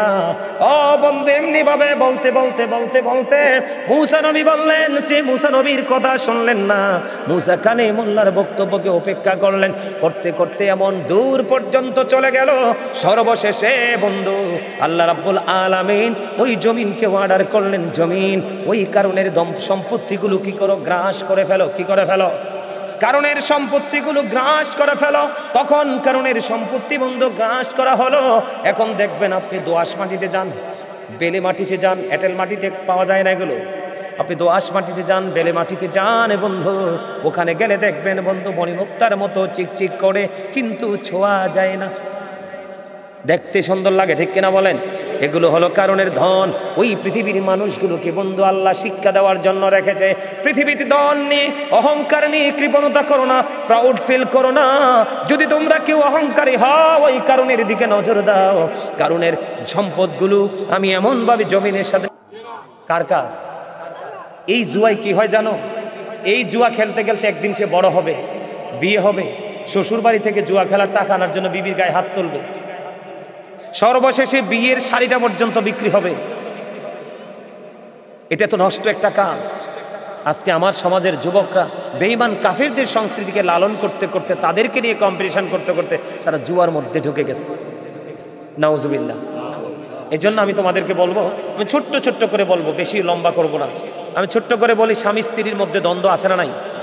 আরো জোরে বলেন। স্বামী স্ত্রীর দ্বন্দ্ব থেকেই কিন্তু এই মূলের দিকে তাকান, এগুলো হচ্ছে শিক্ষা। স্বামী স্ত্রীর দ্বন্দ্বের জন্যই এই যুগের ছেলেমেয়েরা দুষ্ট। বলে কেমন? আপনি যদি তেঁতুল গাছ লাগান, গাছে কি ধরবে? এখন আপনি গেছেন বাজার করতে, কি করতে? আপনি নার্সারিতে গেছেন, বৃক্ষ মেলায় গেছেন, বৃক্ষ মেলায় গিয়েছেন, আপনি সুস্বাদু ফলের গাছ কিনবেন, কিন্তু যাইয়ে দেখলেন আপনি টক তেঁতুলের চারা, একেবারে এত সুন্দর গোলাকার একটা বৃত্তের মতো দেখতে। তুমি এই তেঁতুলের চারা দেখে তুমি তেঁতুলের চারার প্রেমে পড়ে গেলা, তুমি আর মিষ্টি ফলের কথা ভুলে গেলা, তুমি তেঁতুলের চারাটা বাড়িতে এসে লাগাই ফেললা। তখন এটা বড় হলো, তেঁতুল ধরলো, পাইকা গাছের নিচে পড়লো, অথবা তুমি পারলা, পারার পরে তুমি কামড় দিয়ে দেখলে এমন টকের টক, মাথার চুল যা শোয়া ছিল সব দাঁড়াই গেছে। এখন তুমি যদি তেঁতুল গাছের নিচে বসে বসে থাকে বলো, আল্লাহ গো আমি তো ভাবছিলাম গাছের ল্যাংড়া, আমি না দৌড়বো, হবে? এখনকার মানুষের চিন্তা হচ্ছে ঠিক কিছুটা তেমন। বলে কেমন? বলে হুজুর আপনি তেঁতুল গাছের সাথে এক্সাম্পলটা কেন দিলেন? এই কারণে দিলাম, তেঁতুল গাছের সাথে এক্সাম্পলটা, এখনকার মানুষগুলো যখন ছেলেকে বিয়ে করাইতে যায় তখন শুধু সুন্দরী বউ খোঁজে। আমি আজকে বলে যাই আপনাদেরকে, সাদা চামড়ার যে মানুষগুলো, কোন চামড়া? সাদা চামড়ার যে মানুষগুলো, এর মধ্যে ভদ্র আছে, তবে বেয়াদবি ম্যাক্সিমাম। কোনো কথা কর না কেন? আপনাদের এলাকা হয় কিনা জানি না, আমি আমার আত্মীয় স্বজন পাড়াপড়শি গ্রামে দেখছি, যেই বউটার চামড়া একটু বেশি সুন্দর, এটাই সবচেয়ে চরম পর্যায়ের বেয়াদব। শ্বশুর শাশুড়িকে সম্মান করে না, ইভেন তার জীবন সাথী স্বামী, তার স্বামীকে পর্যন্ত সে মূল্যায়ন। অথচ the wife's paradise under the feet of the husband, একটা নারীর জান্নাত হলো তার স্বামীর পায়ের নিচে। কিসের নিচে? এখন স্বামীর পায়ের নিচে স্ত্রী জান্নাত বললেও তো ওর পায়জামা গরম হয়ে যায়। বুঝলে, স্বামীর পায়ের নিচে জান্নাত মানে হলো স্বামীর সন্তুষ্টির মধ্যেই স্ত্রীর জান্নাত। কথাকে বুঝতে পারছেন? গেল একটা। এবার আরেকটা বিষয় হলো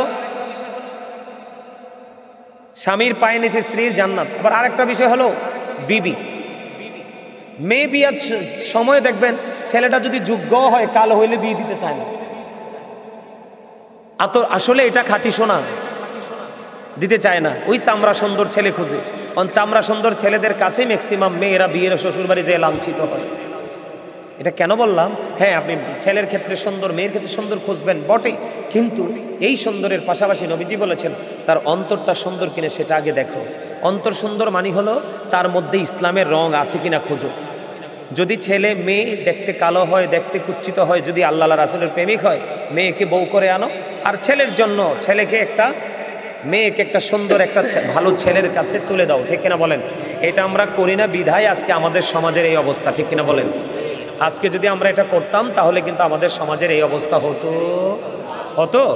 হতো না। এবার আসেন বন্ধুরে আমার, স্বামীকে দিয়ে আজকে শুরু করি। আল্লাহ বলেছেন ওয়াশিরুহুন্না বিল মারুফ, তোমরা তোমাদের স্ত্রীদেরকে নিয়ে সৎভাবে সুন্দরভাবে তোমরা জীবন যাপন করো। কে বলেছেন? আল্লাহ রাব্বুল আলামিন বলে দিয়েছে। বন্ধু আমার দিকে তাকান, ম্যাক্সিমাম কিছু কিছু জায়গায় স্বামী বেয়াদব, কিছু জায়গায় বন্ধু স্ত্রী বেয়াদব। আছে না নাই? আমি আপনাদেরকে বলি, যেই স্বামীগুলো বেয়াদব তাদের হাসর হবে খুবই কঠিন, কারণ তিনি আপনার অর্ধাঙ্গিনী, তিনি আপনার বিবি, তিনি আপনার বন্ধু, তিনি আপনার সহধর্মিণী।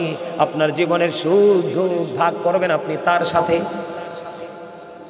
আপনি স্ত্রীকে কেমন করে ভালোবাসবেন, স্ত্রীর সাথে রাগ করা যাবে না।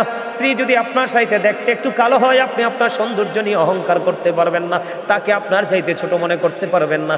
আপনি ভালোবাসার দিক দিয়ে মনে করবেন আমি আমার বিবি সহধর্মিণী, আমি তাকে প্রাণের চেয়ে বেশি ভালোবাসবো।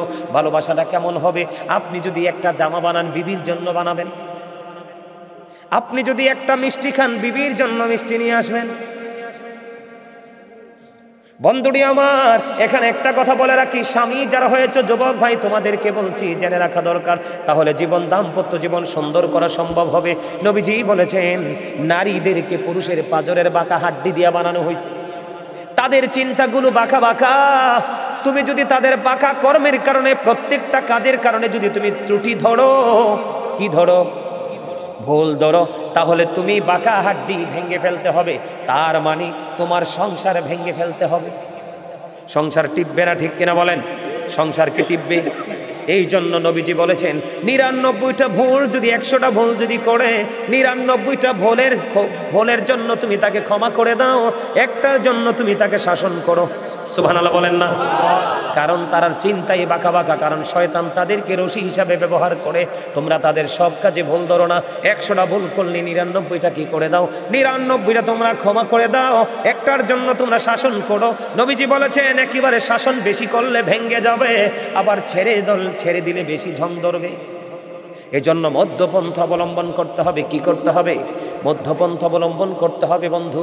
স্ত্রীর মুখের উপর আঘাত করো না, বিশ্রী ভাষায় বিবিকে গালি দিও না। সে যদি না বুঝে তুমি আদর দিয়ে সোহাগ দিয়ে তাকে বুঝিয়ে দিবে। রাসূল বলে দিয়েছেন বন্ধু, বিবির উপর অবিচার করো না। কাল কিয়ামতের দিন যদি বিবি তোমার এগেইনস্টে সাক্ষী দেয়, তোমার বন্ধু যত বড় ফরেজগারি হও তোমার কোনো লাভ হবে না। আমি আপনাকে বলি বন্ধু, কেমন ভাবে বিবিকে ভালোবাসতে হবে। আপনার এবিলিটি আছে, আপনার সক্ষমতা আছে। আল্লাহর হাবিব বলেছেন তোমরা তোমাদের বিবিকে মোহরানা দাও। কে দাও? বিবির সাথে মিষ্টি কথা বলো, অহংকার করো না, আর তার সাথে মধুর আলাপ আলোচনা করো, তাকে মোহরানা দিয়ে দাও। কোন স্বামী যদি তার ক্ষমতা থাকার পরেও বিবিকে যদি মোহরানা না দিয়ে যদি ইন্তেকাল করে, আল্লাহর হাবিব জানিয়ে দিয়েছে বন্ধু, ওই স্বামীকে কাল কিয়ামতের দিন জিনাকারীদের অন্তর্ভুক্ত করা হবে। জোরে জোরে কন্যা নাউজুবিল্লাহ। কি করা হবে? কথা কয় না। অবৈধ মেলামেশা জিনা করে আসে নাই দেশে যুবক যুবতী, অনেক বউ স্বামী থুইয়া চলে যায়, অনেক স্বামী বিবি থুইয়া চলে যায়, আছে না নাই? এই স্বামী খেয়াল করেন স্ত্রীর প্রতি আপনাকে কতটা যত্নবান হতে হবে। হ্যাঁ, এখন আপনি মনে করতে পারেন বলে হুজুর আমার বিবি তো আমার মায়ের সাথে মিশে না, আমার মাকে আপন করে নেয় না। এই ক্ষেত্রে নবীজি একটা সমাধান দিয়েছে, মাকে বকা দেওয়া যাবে না, মাকে বাবাকে বকা দেওয়া যাবে না, তাদের কলিজায় আঘাত দেওয়া যাবে না। বিবি যদি তোমার বাবা মাকে ভালোবাসতে না পারে, বাবা মাকে আপন করে নিতে না পারে, তাহলে তোমরা তোমাদের বিবিকে তালাক দিয়ে দাও। কি দিয়ে দাও?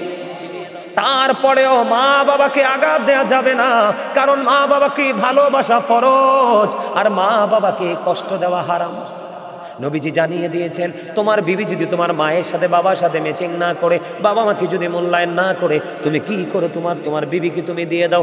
তারপরেও তুমি ঘরের মধ্যে ঢুকাইয়া সাপের মতো মারতে পারবা না, কারণ ওই মেয়েটা বাবার ঘরে বড় হয়েছে, বাবার কোলে পিঠে মানুষ হয়েছে, 3টা কথা বলে কবুল বলে তোমার সঙ্গে চলে এসেছে, তার সাথে কোনো ধরনের নির্মমতা করা যাবে না।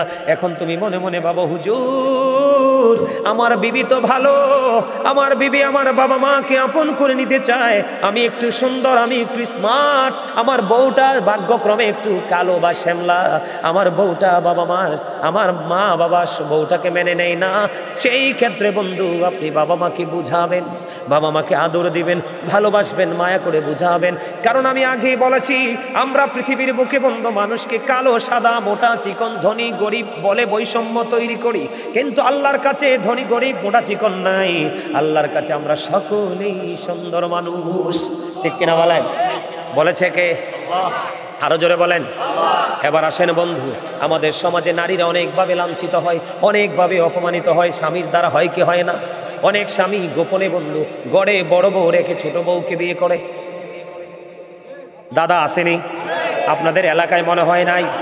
ওমায় এনও আছে, তোমাদের এখানে আসলে আছে।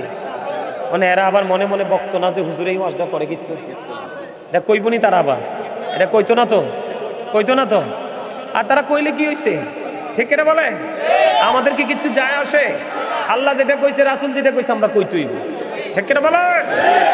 যারা বন্ধু বিবিকে কি দেয় না, ভরণ পোষণ দেয় না, টাকা পয়সা দেয় না, 2টা 3টা বাচ্চা আছে বন্ধু, বাচ্চার খবর ভরণ পোষণও দেয় না, আর একটা মেয়ের সাথে বিয়ে করেছে, বড় বিবির অনুমতি ছাড়া সে বিয়ে করলো। কি করলো? নাউজুবিল্লাহ কন্যা। বড় বিবির অনুমতি ছাড়া সে বিয়ে করলো। বড় বিবির মনে বিয়ে তো করছে। তুমি যদি পারো, নবীজি বলেছে যুবক তোমরা 4টা বিয়ে করো। কয়টা? যদি 4টা না পারো 3টা করো। 3টা যদি না পারো তোমরা 2টা করো। 2টা বিয়ে যদি না পারো তোমরা 1টা করো। 4টা যদি করো তাহলে কন্ডিশন আছে, 4টাকে সমান পোশাক দিতে হবে, 4টাকে তোমাকে 4টা সব কিছু বন্ধু সমান ভাগ দিতে হবে, সমান কাপড় দিতে হবে, সমান খাওয়ান খোরাক দিতে হবে, তোমার এই বডির হক সমান দিতে হবে। যদি তুমি বলো যে না আমি বড়টাকে আদর দিব না, ভালোবাসবো না, সম্মান করব না। আল্লাহর হাবিব বলেছে তোমার জন্য কঠিন জাহান্নাম বরাদ্দ আছে। কি আছে? কঠিন জাহান্নাম বরাদ্দ আছে বন্ধু। যে বিবির অনুমতি নিল না এবং বিয়ে করার সময় বন্ধু একজন আরেকজনকে বিয়ে করার পরে এক বিবির হক আরেক বিবির কাছে দিল না, বন্ধুরে আমার, ওই সমস্ত স্বামী একটা বিয়ের করার পরে আরেকটা বিবিকে কষ্ট দেয়, আপনার আমার প্রাণের নবী জানিয়ে দিয়েছে কাল হাসরের ময়দানে তোমার অর্ধাংশ কুজু করে ফেলবে। জোরে জোরে নাউজুবিল্লাহ। কি করে ফেলবে? কি আমার কিছু বলবেন? আমার তো ডর লাগে কানে কানে কথা বলে। কেমন ডর লাগে জানেননি? কারণ আমার এনে হুট করে কলম 2 লাইন লেখা দেয়, তো মাঝখানে কি কইলে হইব? আরেক ভয় কিতা বুঝেন নাই? কালকে ওয়াজ করতেছি, কালকে ছিলাম হবিগঞ্জ, না সরি হবিগঞ্জ নাসিরনগরে ছিলাম গতকালকে। ওয়াজ করতেছি জানেননি কি প্রেমের ওয়াজে ঢুকছি, হুট করে সভাপতি সবাইয়া হুজুর এটা দেখেন, কি এটা দেখেন, এইটা দেখতে দেওয়ার মাথাটা গরম হয়ে গেছে। প্রধান অতিথি, আমি কি মাথা গরম করতে পারি? লোকে কইতো না লোকটা অভদ্র, মেজাজ কিন্তু দারুণ চড়া চড়ছে। কি করবো? পরে ওয়াজডারে মাঝখানে সাইরা দিয়ে তো আইয়া ফুটছি আর কি করব? আলহামদুলিল্লাহ বলেন। আমি আবারও বলছি আপনাদেরকে, ওয়াজটাকে কখনোই শুটিং মনে করবেন না, এটা মনে করবেন দুনিয়া আখিরাতের জন্য, হেদায়াতের জন্য একটা গুরুত্বপূর্ণ একটা প্লেস। আলহামদুলিল্লাহ বলেন। তাহলে কি করা যাবে না? একটা বিয়ে করে আরেকটা বিবিকে দুঃখ দেওয়া যাবে না। নবীজি 4টা বলেছে বিয়ে করো, তুমি যদি পারো 4টা করো, লুকোচুরি করো না। একজনের জন্য আরেকজনকে তুমি কষ্ট দিও না, ঠিক কিনা বলেন? আরো জোরে। কষ্ট কি করা যায়? এবার আসেন বন্ধু, না স্বামীদেরকে নিয়ে আর বেশি বলবো না, এবার আসেন মেয়েদের কথা। আমাদের দেশে অনেক বউ আছে বন্ধু, স্বামী আছে বিদেশে, অথবা সরকারি চাকরি করে, অথবা নিজের কাছ থেকে অনেক দূরে থাকে, ঠিক কিনা বলেন? ওই বিবিগুলো বন্ধু পরকিয়া করে, আছে না নাই? অথবা নিজের স্বামী ডাকলে তার ডাকে সাড়া দেয় না, আছে না নাই?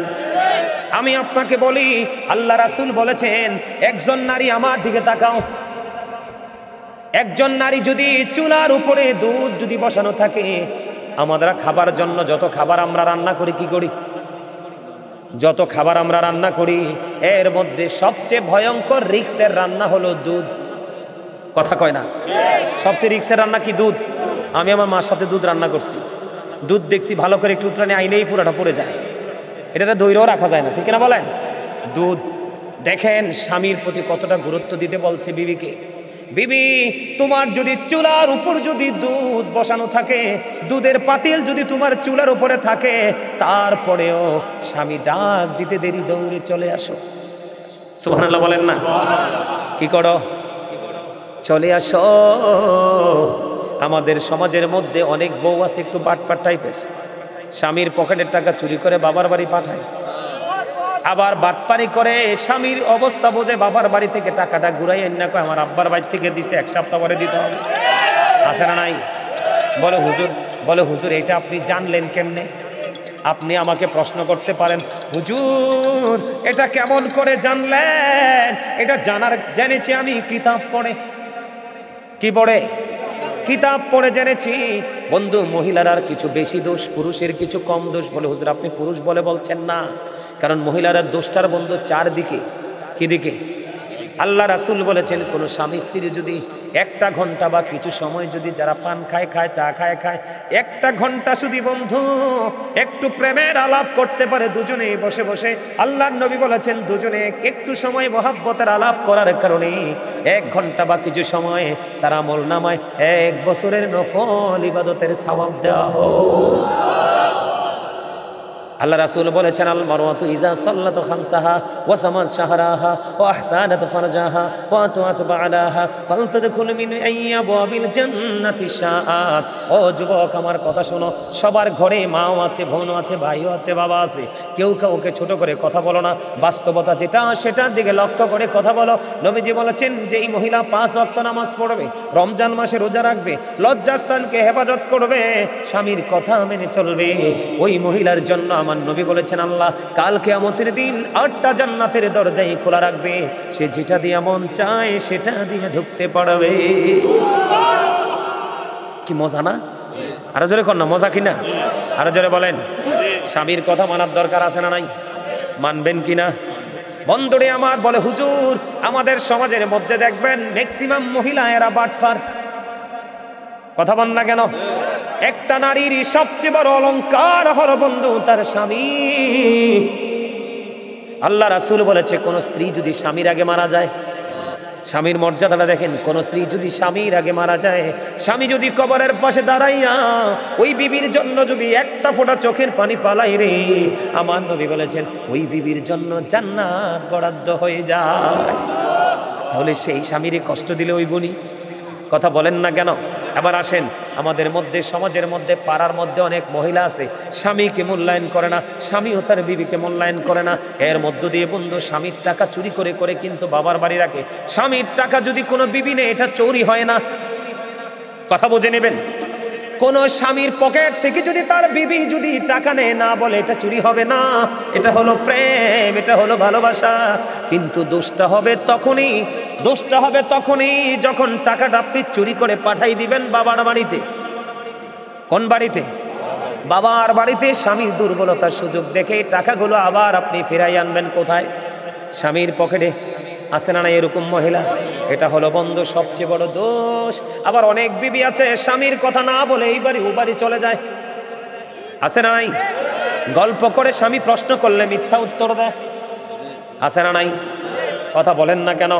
বন্ধুরে আমার, এরকম মহিলাদের দোষের কোনো শেষ নাই। বন্ধুরে আমার, মদিনাতুল মুনাওয়ারায় ঘটনা ঘটলো, খবরটা শুনে নেন। এই জন্য আমি জানতে পারলাম বন্ধু, এক বুড়িমা গভীর রজনীতে স্বপ্নে দেখলেন বুড়িমা তার মেয়ে মারা গেছে, স্বামী পৃথিবীতে আছে। স্বামী যখন পৃথিবীতে আছে বন্ধু, মেয়েটা ইন্তেকাল করার পরে তার মা স্বপ্নে দেখতেছে ওই মহিলাটার মাথার মধ্যে, মেয়েটার মাথার মধ্যে ফেরেশতারা লোহার হাতুড়ি দিয়ে শুধু মাথার মধ্যে পেরেক বসাচ্ছে, পিটিয়ে পিটিয়ে। জোরে জোরে কন্যা নাউজুবিল্লাহ। মা স্বপ্নে দেখতেছে মেয়ের অবস্থা, হাতের মধ্যে বন্ধু লোহার বেড়ি পরিয়ে দিল, পায়ের মধ্যে আগুনের বেড়ি পরিয়ে দিল, হাতের মধ্যে লোহার বেড়ি পরিয়ে দিল। মেয়েটা কাঁদছে। এবার মা স্বপ্ন জেগে বলল, মা তোমার এই অবস্থা কেন গো? এবার ওই মেয়েটা উত্তর দিল, মা আমি সারা জীবন আমার স্বামীকে অমান্য করেছি, সারা জীবন আমার স্বামীর কলিজায় আগুন দিয়েছি, স্বামীর পকেট থেকে টাকা চুরি করে বাবার বাড়ি পাঠিয়েছি, অন্যজনকে দিয়েছি, পরে নিজের বলে বাবার বাড়ির বলে স্বামীকে হ্যাঁ প্রতিপন্ন করে স্বামীকে ছোট করে কথা বলেছি। আমি সারা জীবন আমার স্বামীর কলিজায় আগুন দিয়েছি, তোমার পায়ে কেন আগুনের বেড়ি পরানো হলো? কয় আমি স্বামীর অনুমতি ছাড়া বেগানা পুরুষের সাথে ওই বাড়ি 3 রাস্তার পরে দোকানের সামনে চৌমনিতে দাঁড়িয়ে দাঁড়িয়ে আমি কথা বলেছি, স্বামী জানতো না। তোমার হাতে কেন বেরি পড়িয়ে হলো? আমি স্বামীর পকেটে টাকা চুরি করেছি, স্বামীর কিনা চাল আমি চুরি করে করে স্থানান্তর করেছি অন্যত্রে। কিন্তু স্বামী যখন বিপদে পড়তো নিজের বলে আনতাম, আবার যখন স্বামী সময় মতো চাইতাম দিতে পারতো না, স্বামীকে এমন কথা বলতাম স্বামীর কলিজায় লাগতো, তখন স্বামীর মনে দুঃখ হয়েছে, এই কারণে আমার এই অবস্থা। এই কথা বলার পরে বন্ধু আবার কি করলেন? রাত্রি পোহাইয়া গেল, মার মনে আর শান্তি নাই। আপন সন্তানের দুঃখ পাগল পিতামাতাও সইতে পারে না। এবার কি করলেন বন্ধু? তখন আমার নবী মদিনায় পৃথিবীতে সশরীরে জিন্দা আছে। এবার ওই বুড়িমা দৌড়ে চলে গেলেন। সকাল যখন হলো প্রাণের নবীর কাছে, ইয়া রাসূলুল্লাহ, ইয়া হাবিবাল্লাহ, নবী গো আমি আমার এই মেয়েটার এই অবস্থা দেখেছি। কিন্তু নবীজির কাছে যাওয়ার আগে ওই মেয়ের স্বামীর কাছে গিয়েছেন মেয়ের মা, ও বাবা গো আমার মেয়েটা আমি আজকে স্বপ্নে দেখেছি তো জঘন্য ভয়ঙ্কর এক বিপদের মধ্যে আছে। বাবা আমার মেয়ে সারা জীবন তোমাকে কষ্ট দিয়েছে, তোমাকে কাঁদিয়েছে, তুমি তাকে ক্ষমা করে দাও। এবার স্বামী উত্তর দিল, না না আমি কোনোদিন তাকে ক্ষমা করব না। বন্ধু এখন বর্তমানে দেখেন কেমন করে স্বামী বন্ধু সহ্য করবে। যুবক ভাইরা তোমরা দেখছো কিনা জানি না, কয়দিন আগে প্রায় 1-1.5 মাস আগে একটা ছেলে বিদেশ থেকে আসছে বড় আশা করে, লাগেজ নিয়ে আইসা দেখে তার ঘরের দরজায় তালা। বিবি তার প্রায় 20 থেকে 25 লক্ষ টাকা নিয়ে আরেক ছেলের সাথে পালিয়ে গেছে। কথা বলেন না কেন? এই স্বামী কি তাকে কোনোদিন ক্ষমা করতে পারে? কথা বলেন পারে? এমন মেয়ে আছে বিবির নামে ফ্ল্যাট কিনে দিয়েছে। বন্ধু আমার এক ভক্ত আছে দেশের বাহিরে, ওই উত্তরবঙ্গের দিকে বন্ধু এক সিটিতে বন্ধু সে কি করেছে, ফ্ল্যাট কিনেছে। কিন্তু বন্ধু ওই ফ্ল্যাটের মধ্যে তার বাবা মাকে যাইতে দেয় না। ওই মহিলা ওই ফ্ল্যাট নিয়ে বন্ধু তার বাবার বাড়ির মানুষকে নিয়ে আনাগুনা করতেছে, মজা করতেছে। শ্বশুর বাড়ির কাউকে ফ্ল্যাটে ঢুকতে যায় না, দেয় না। বছরে একবার আসলে বন্ধু ফ্ল্যাটে দরজা খুলে তারা থাকে, আর নয় বাবার বাড়ির জন্য ওপেনিং। কিন্তু টাকা কার? স্বামীর। কথা বলেন না কেন? এই স্বামী কি কোনোদিন ক্ষমা করতে পারে বন্ধু? আমার লন্ডনে আমার একজন ভক্ত আছে বন্ধু, আজ থেকে প্রায় 2 বছর আগে তার সাথে আমার পরিচয় আলাপ হতো প্রতিনিয়ত। বন্ধু তাকে এমন ভাবে বিপদে ফালাইছে, ইনকাম করে আনার পরে বউ টাকাগুলো নিয়ে যায়, খুঁজেও তার কাছ থেকে টাকা পায় না। ছেলেটার কান্না বন্ধু। এইরকম অসংখ্য ঘটনা, অহরহ ঘটনা বাংলাদেশেও ঘটতেছে, ঠিক কিনা বলেন? আমি আজকে আপনাদেরকে বলে যাই, বউ যদি বউয়ের মতো হয় তাহলে তার কাছে টাকা দিবেন, অন্যথায় বন্ধু বাবা মার কাছে টাকা রাখবেন। বাবার কাছে টাকা রাখলে 5 টাকা হলেও ফিরে পাবেন, মায়ের কাছে টাকা রাখলে 1 টাকা হলেও ফিরে পাবেন। আর যদি ফিরে না পান কোনো দুঃখ নাই। খাবে কে? আপনার বোন খাবে, আপনার বাবা খাবে, আপনার মা খাবে, আপনার ব্লাড রিলেশন যাদের আছে তারা খাবে। বলে হুজুর লাভ হবে কি? আমি যদি ফকির হয়ে যাই, বাবা মাকে খাবার খাওয়াইয়া কোনো ছেলের পকেট যদি শূন্য হয়, সে চিরদিন শূন্য থাকে না, কিছুদিন একটু তার কষ্ট হয়, পরে তাকে আল্লাহ এমন রাস্তা দেখায় দেয়, এত জনমের সকল অর্থ সে কুড়াইতে পারে। ঠিক কিনা বলেন? আমার কথা কি আপনাদের ভালো লাগে? বন্ধুরে আমার, বাবা মাকে খাওয়াইলে কমে না। এখানে মজার খবর হলো, আপনি যদি তাদেরকে খাওয়াইয়া মনে মনে শান্তি পান, আল্লাহর নবী বলেছেন তুমি খাওয়াইছো কোনো দুঃখ নেই। হাদিস শরীফের দিকে নজর দিয়ে চাইয়া দেখো, তুমি ইনকাম করে দিছো, বাবা মাকে খাওয়াইছো, একদিকে ফরজ কাম আদায় করেছো, তাদেরকে অতিরিক্ত ভালোবাসার কারণে, খরচ করার কারণে নবীজি বলে দিয়েছে তোমার আমল নামায় কন্টিনিউ সদকার সওয়াব ঢুকতেই থাকবে। জোরে কন্যা সুবহানাল্লাহ। কিন্তু বিবির পকেটে গেলে টাকা আর ফিরে আসবে না। কথা বলেন না কেন? আমি দেখেছি বন্ধু, মেয়েটা একটা স্বামী, খেয়াল করেন, আমি দেখেছি, প্র্যাকটিক্যালি দেখেছি, নাম বলবো না, অনলাইন যেহেতু আছে মিডিয়াতে মানুষ শুনবে, বুঝে ফেলবে বন্ধু। আমি বলি আমার চোখে দেখেছি, স্বামী বিদেশে আছে, বউকে আলাদা বাসা করে দিয়েছে, প্রতি মাসে বউকে নির্দিষ্ট একটা অ্যামাউন্ট দিচ্ছে বন্ধু, বাসা ভাড়া চলো আর খাও। খাইতে খাইতে খাইতে খাইতে বন্ধু বউ অনেক কিছু জোড়াইছে। জোড়ানি মানে কি জানেননি? কিনছে। কেনার পরে স্বামীকে বলল আমাকে আরো টাকা বাড়াই দাও। কই তুমি তো একজন মানুষ, তোমাকে কেন আরো টাকা বাড়াই দিব বিদেশ যাওয়ার পরে? কিন্তু কয় না না, তোমার এটাই তো এনাফ। বন্ধু বিদেশ যাওয়ার আগে স্বামীকে দাওয়াতে যাওয়ার কথা বলে স্বামীর পরিবারের যত গয়না ছিল সবগুলো বাবার বাড়ি নিয়ে তালা মারছে। কি করছে? যেটা আমার চোখের দেখা, বাবার বাড়ি নিয়ে তালা মারছে। মেয়েদের আরেকটা শয়তানি কোন জায়গায় জানেননি? আপনাদেরকে আজকে আমি বলে যাই, মা দেখে মেয়ে আনবেন। ওমা কথা কয় না। মা দেখে মেয়ে আনবেন। যেই ঘরের মা বেয়াদব, জীবনে কোনোদিন মেয়েটা ভালো হইলো এটাকে ভালো রাখতে পারবেন না। কারণ এটা ফোন দিয়ে খালি আপনাকে খোঁচাইবে বউকে, তোর জামাইরে এটা দিতে ক, ওটা দিতে ক। বন্ধু মেয়ে, মা দেখে মেয়ে আনবেন, বাপ দেখে ছেলের কাছে মেয়ে বিয়া দিবেন। কথা কি বুঝতে পারছেন? আমার দিকে তাকান। আর বিশেষ করে একটা দোষ বর্তমানে আমাদের বাঙালির, চামড়া সুন্দর দেখা পাগল হয়ে 10 লাখ কাবিন দিও না, কয়দিন পরে নাকের মধ্যে বড়শি লাগাইয়া ঘুরাইব। বলে হুজুর কেন ঘুরাবা? কারণ তার সবচেয়ে বড় পাওয়ারের জায়গা হলো বন্ধু তার কাবিন। তুমি কাবিন দিয়েছ 10 লাখ, উসুল দিয়েছ 50,000, 50,000 আইন ধরবে না, আরো 9,50,000 ক্যাশ দিতে হবে। তোমার যে সোনা গয়না চুরি করে নিছে এগুলো বলবে আপনি গিফট দিয়েছেন, প্রশাসন বলবে গিফট, সেটি ধরা যাবে না। আমি বাস্তবতা থেকে বলছি, আমার ঘটনা দেখেন। স্বামী যখন বিদেশ চলে যাবে, জানে তার হাতের আছে, কানের আছে, গলার আছে, নাকের আছে, সে স্বামীকে বললেন বিয়েতে যাব। যাওয়ার পরেই বন্ধু শ্বশুর বাড়িতে গয়নাগুলো তালা মারলো। এই দিক দিয়ে বন্ধু প্রায় 1-1.5 বছর স্বামীর কাছ থেকে টাকা আনলো। টাকা আনার পরে আবার কি করলো দেখেন, ওই মেয়ের মা অত্যন্ত বেয়াদব, একবারে 100% ক্যারেক্টারলেস। এবার বললো কি করো তুমি? তোমার স্বামীকে বলো টাকা বাড়াই দিতে। কি করো? আমারে বুঝায়, আমি বুঝি না, কানে কানে কথা কয় যে এনে তো কিছু একটা আছে। চুলডিকে এমনে ফাঁকছে, দাড়িডিকে এমনে ফাঁকছে। হ্যাঁ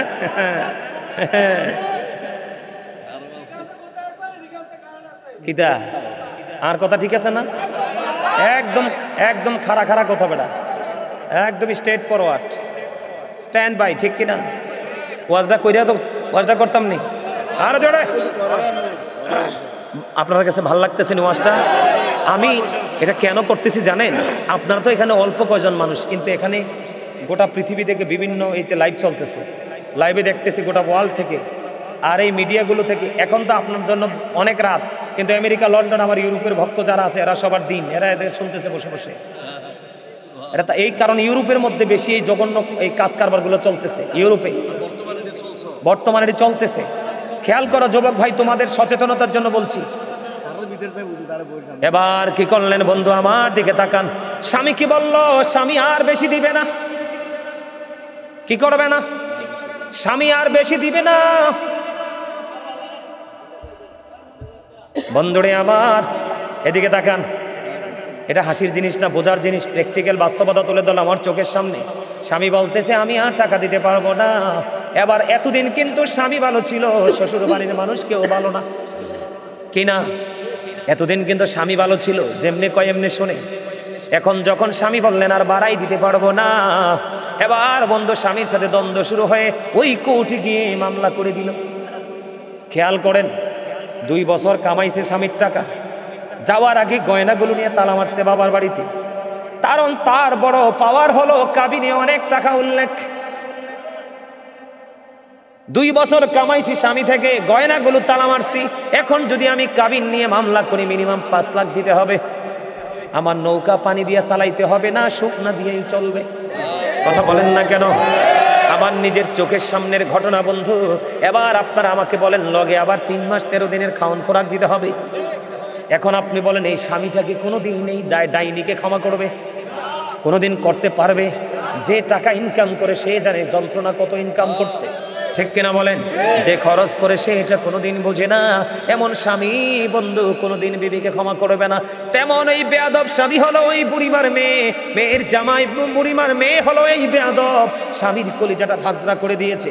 যখন গিয়ে বললেন নবী গো, স্বামী ও গো, আমার জামাইকে বললেন আমার মেয়েটাকে তুমি ক্ষমা করে দাও। না না, সে কোনো ক্ষমার যোগ্য নয়, আমি তাকে ক্ষমা করব না।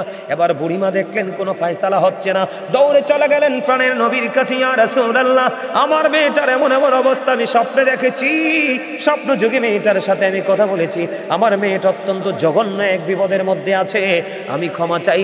জামাই বলতেছে সে ক্ষমা করবে না। এবার আমার নবী স্বামীকে ডাকলেন, স্বামী রে তুমি চলে আসো। স্বামী যখন আসলেন, আসার পরে নবী বললেন তুমি যদি তোমার বিবিকে ক্ষমা করে দাও, আল্লাহ রাব্বুল আলামিন তোমাকে ক্ষমা করে দিবি। ও বন্ধু, নবীজি যখন বললেন, এখন স্বামী বললেন ইয়া রাসূলুল্লাহ, আপনি নবী সরকারে দো আলম নূরে মুজাসসাম ইমামুল মুরসালিন রাহমাতাল লিল আলামিন, আপনি বলেছেন আমি ক্ষমা করে দিলাম। ও বন্ধু, দিন চলে গেল, রাত্র চলে গেল, ওই সেম মা বুড়ি মা আবার গভীর রজনীতে নেক্সট আপনার রাত্রিতে দেখতে পাইতেছেন ওই মেয়ে জান্নাতে বসবাস করতেছে। জোরে জোরে সুবহানাল্লাহ, আরো জোরে বলেন সুবহানাল্লাহ। স্বামীরা কি করা যাবে না? স্বামীর অবাধ্য হওয়া যাবে না। যদি কোনো জায়গায় যাইতে হয় স্বামীকে রাজি করে যেতে হবে।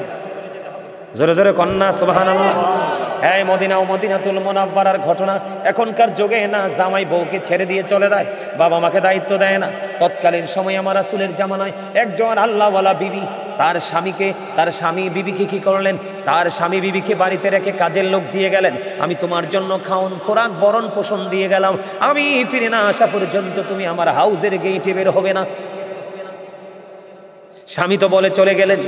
স্বামী যখন বলে চলে গেলেন, চলে যাওয়ার পরে বন্ধু, স্বামী বলে চলে যাওয়ার পরে এবার কি করলেন? আমার দিকে তাকান। স্বামী বলে চলে যাওয়ার পরে এবার কি করলেন? কিছুদিন পরে বন্ধু মেয়েটার কাছে খবর আসলো তোমার বাবা সিরিয়াস অসুস্থ হয়ে গেছে, মৃত্যু শয্যায় চলে গেছে। এবার মেয়েটা ওই যে স্বামী বলছে তুমি বাড়ি থেকে যেতে পারবা না, যত জঘন্য কাজই হোক না কেন। এবার মেয়েটা কি করলেন? বাড়ির যে কাজের লোকটাকে নবীজির কাছে পাঠালেন উত্তর জানার জন্য। এবার নবীজি উত্তর দিয়ে দিলেন, যেহেতু তার স্বামী তাকে নিষেধ করে গেছে যাওয়া যাবে না। মেয়েটা ধৈর্য ধরে কি করলেন? ঘরে অবস্থান করলেন। দেখতে দেখতে দেখতে দেখতে দিন চলে গেল, রাত চলে গেল, সময় চলে গেল। হঠাৎ করে বন্ধু একদিন খবর আসলো ওই মেয়েটার বাবা মারা গেছে। ইন্না লিল্লাহি ওয়া ইন্না ইলাইহি রাজিউন। একবারে ঢালাওভাবে শুরু করে দিছে। কথা বলেন না কেন? ঠিক না? ঠিক। এই জন্য স্বামী আর স্ত্রী, এদিকে তাকান, এই জন্য স্বামী আর স্ত্রী দুজনের মধ্যে যখন মধুর একটা বন্ধন থাকবে তখন চৌক আর এলোমেলো রাস্তায় হাঁটবে না। বউ বলেন, জামাই বলেন, স্বামী বলেন স্ত্রী বলেন, আপনারা দুজনের মধ্যে যখন একটা প্রেমের বন্ধন থাকবে তখন চোখ আর এলোমেলো চতুর্দিকে তাকাবে। আপনাদেরকে সচেতন হতে হবে। এই আমি বলি আপনাদেরকে, সারা জীবন মনে রাখবেন, আলেম শুধু সার্টিফিকেট থাকলে হয় না, সে কামেল করছে মাস্টার্স করছে এরকম করলে হবে না, তার যে চরিত্র সেটাও লাগবে ইমাম হওয়ার জন্য, যোগ্যতার মধ্যে এটাও আছে। কথা বলেন না কেন? সে যত বড়ই ডক্টরেট করুক, যদি সে ক্যারেক্টারলেস ও চরিত্রহীন হয় তার পিছে নামাজ পড়া যাবে। কথা কি বুঝে আসছে আপনাদের? বুঝে আসছে? এবার আসেন, আরে শেষ করবো, দাঁড়াচ্ছা এত আউস করে দাওয়াত দিছে, একটু ওয়াজ করি না আমার। আরে কি কমু, আমার একটু চাষা এনে আসেন তো, উনি কোথায়?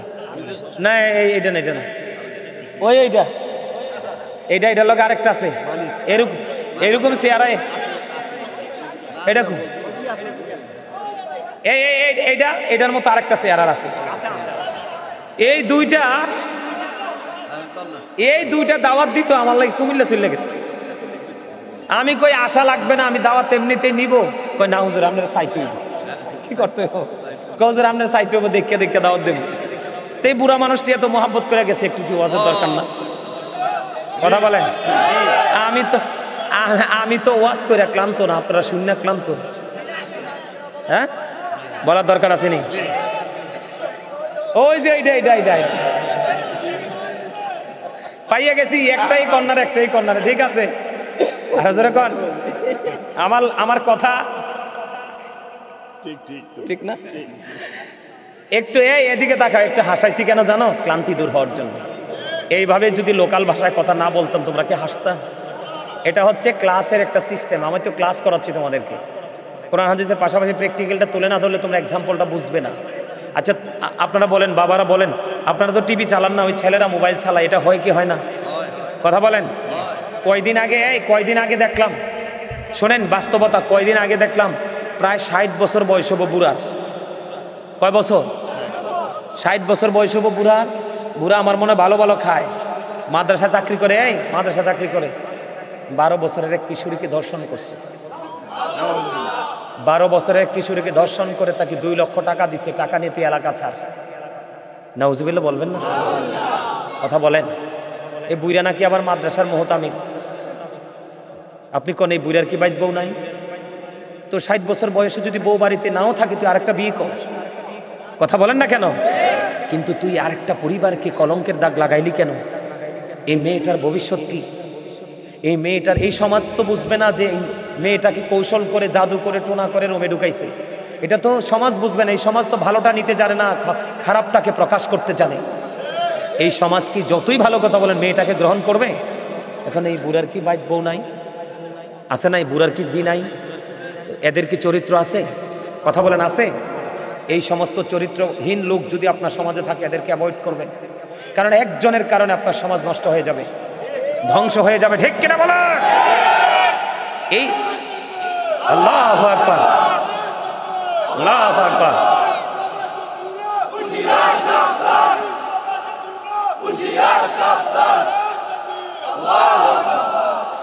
এই স্বাস্থ্য ভাই হন, আর কথা শুনিল।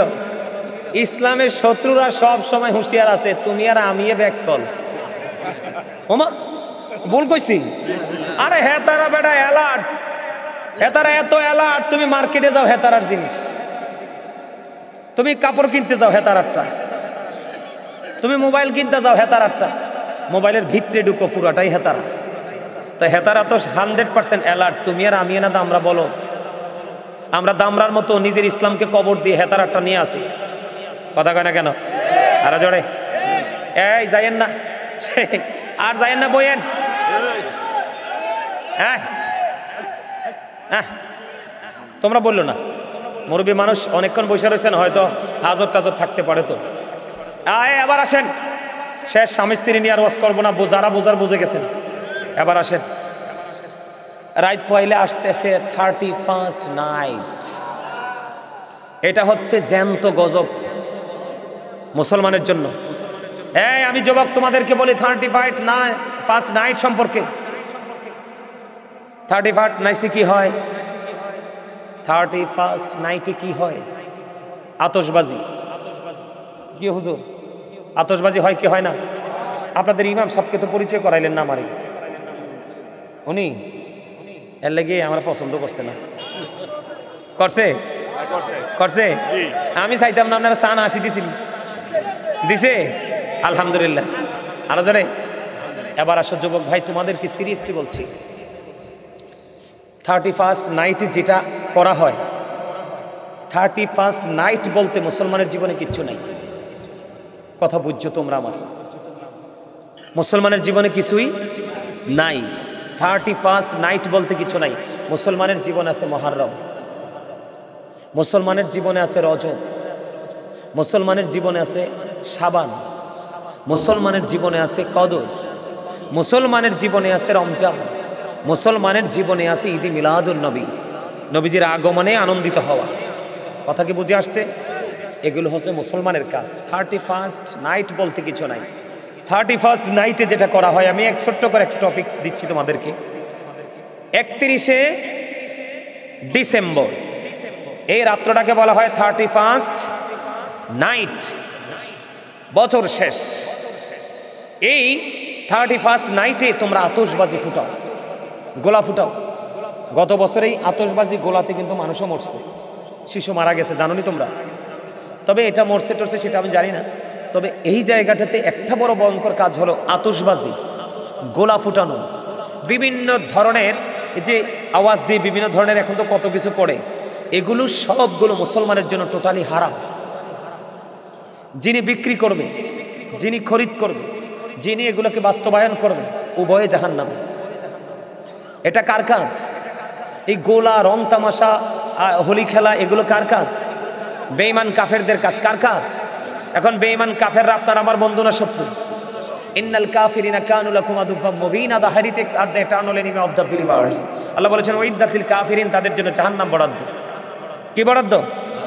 জাহান্নাম বরাদ্দ। এবার আসো, সবচেয়ে বড় ভয়ঙ্কর নির্লজ্জের মতো যেই কাজটা হয় 31st নাইটে, দেখো আমরা আমাদের নবীকে চিনি নাই। আমরা আমাদের নবীকে জেনে খ্রিস্টানদের কাছে গিয়ে দেখো, এরা ঈসা নবীকে যিশু বলতো, ওরা ঈসা নবীকে কেন্দ্র করে তারা এখনো কি করে? অনেক উৎসব করে। করে কি করে না? করে। আর আমরা মুসলমান, আমার দিকে তাকাও, আমরা গান বাদ্যযন্ত্র নাচানাচি করি না? কথা বলেন না কেন? করি কি করি না? আমরা মুসলমান কয়দিন আগে দেখলাম কিছু ছেলে নবীজির দুরূদ মিলাদ কিয়াম নিয়ে ব্যঙ্গ করতেছে। নাউজুবিল্লাহ বলেন না? আরো জোরে বলেন। আপনারা অনলাইনে দেখছেন কিনা জানি না। দুরূদকে ব্যঙ্গ করা মানে রাসূলকে ব্যঙ্গ করা। কথা বলেন। রাসূলকে ব্যঙ্গ করে কেউ কখনো মুমিন হতে পারে? আমরা মুসলমান, নবীকে ভালোবাসবো, নবীর আদর্শকে লালন করব, সেটা না করে আমরা বেঈমান কাফিরের সংস্কৃতিকে লালন করছি। ঠিক কিনা বলেন? এর মধ্যে সবচেয়ে যে নোংরা কাজটা হলো গান বাদ্যযন্ত্র। কি আমার রাসূল বলেছে, এদিকে দেখান, রাসূল বলেছেন the music and music in instrument will be increased. কিয়ামতের আগে গান বাদ্যযন্ত্র বেড়ে যাবে, এটা কিয়ামতের আলামত। এই যে 31st নাইট, এটা কিয়ামতের একটা আলামত। এই রাত্রিতে আতশবাজি হবে, এটা হারাম হারাম হারাম, টোটালি হারাম। এর মধ্যে আরেকটা হবে গান বাদ্যযন্ত্র। কি? আমার দিকে তাকান, গান বাদ্যযন্ত্রটা এতটা নোংরা জিনিস। হাদিস শরীফের মধ্যে এসছে, রাসূল বলেছে জমিনে পানি দিলে যেমনি ফসল জন্ম হয়, এই নোংরা শব্দ দ্বারা গান শুনলে মানুষের মনের ঘরে নোংরামি জন্ম হয়। খেয়াল করেন কত গুরুত্বপূর্ণ কথা। সাহাবীরা যখন গানের আওয়াজ শুনতো, মিউজিকের আওয়াজ শুনতো, তারা কর্ণকুহরে আঙ্গুল ঢুকিয়ে দিত যেন আওয়াজটা তাদের কানে না আসে, কারণ এটা নবীজি করত। এরপরে আসেন, আল্লাহ রাসূল বলেছে গানের আসরে যায় পাপীরা। কারা? হাদিস শরীফের মধ্যে আসছে গানের আসরে যায় কারা? পাপীরা। কান লাগাইয়া গান শুনে মন দিয়া কারা? ফাসিকরা। নবীজি বলেছেন গান শোনার পরে বলে ফ্যান্টাস্টিক, মানে মজা নেই। যে গান শোনার পরে মজা পায়, রাসূল বলছেন সে যেন কুফরি করে ফেললো। জোরে জোরে কন নাউজুবিল্লাহ।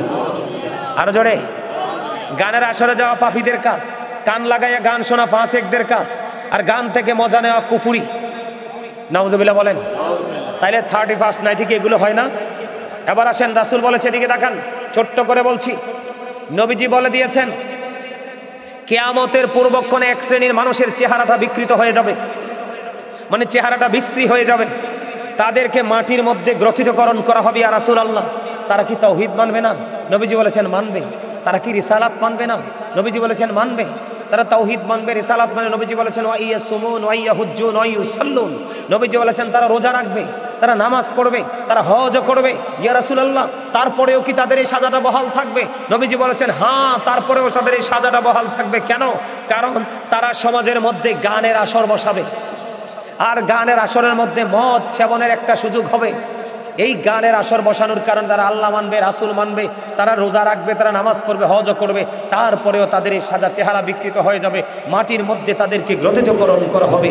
এটা হলো 31st নাইট। মুসলমানের জীবনে 31st নাইট বলতে কোনো শব্দ নেই, এটা মুসলমানের জন্য হারাম, হারাম, হারাম। আমরা কেউ 31st নাইট পালন করব না। যদি আমরা 31st নাইট পালন করি তাহলে আমরা মনে করব আমরা ইহুদিদের দলের সদস্য।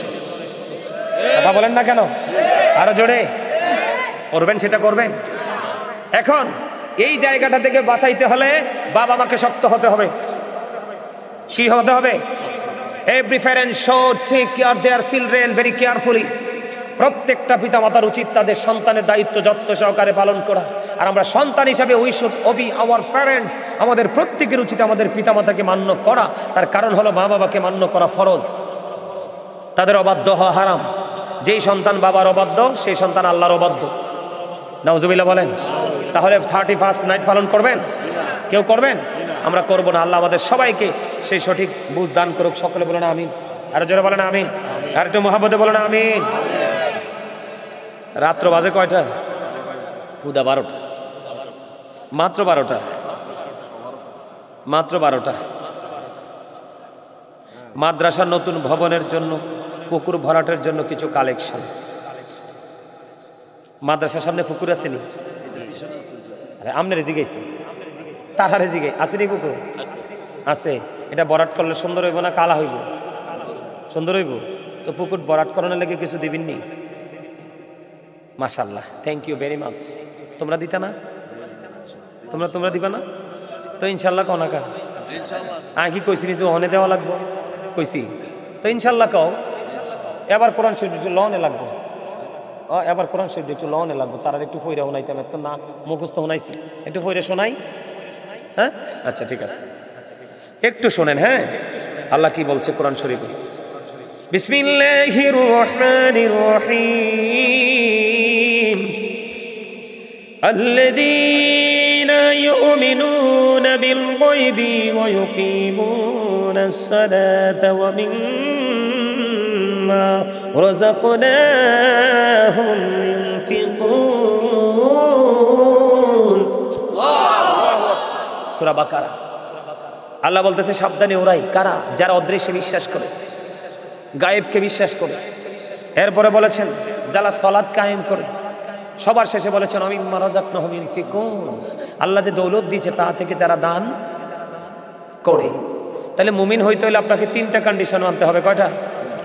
গায়েবকে বিশ্বাসও করতে হবে, সালাতও যথাযথভাবে কায়েম করতে হবে, আপনাকে আল্লাহ যে দৌলত দিয়েছে দৌলত থেকে কিছু দান করতে হবে। ঠিক না? ঠিক।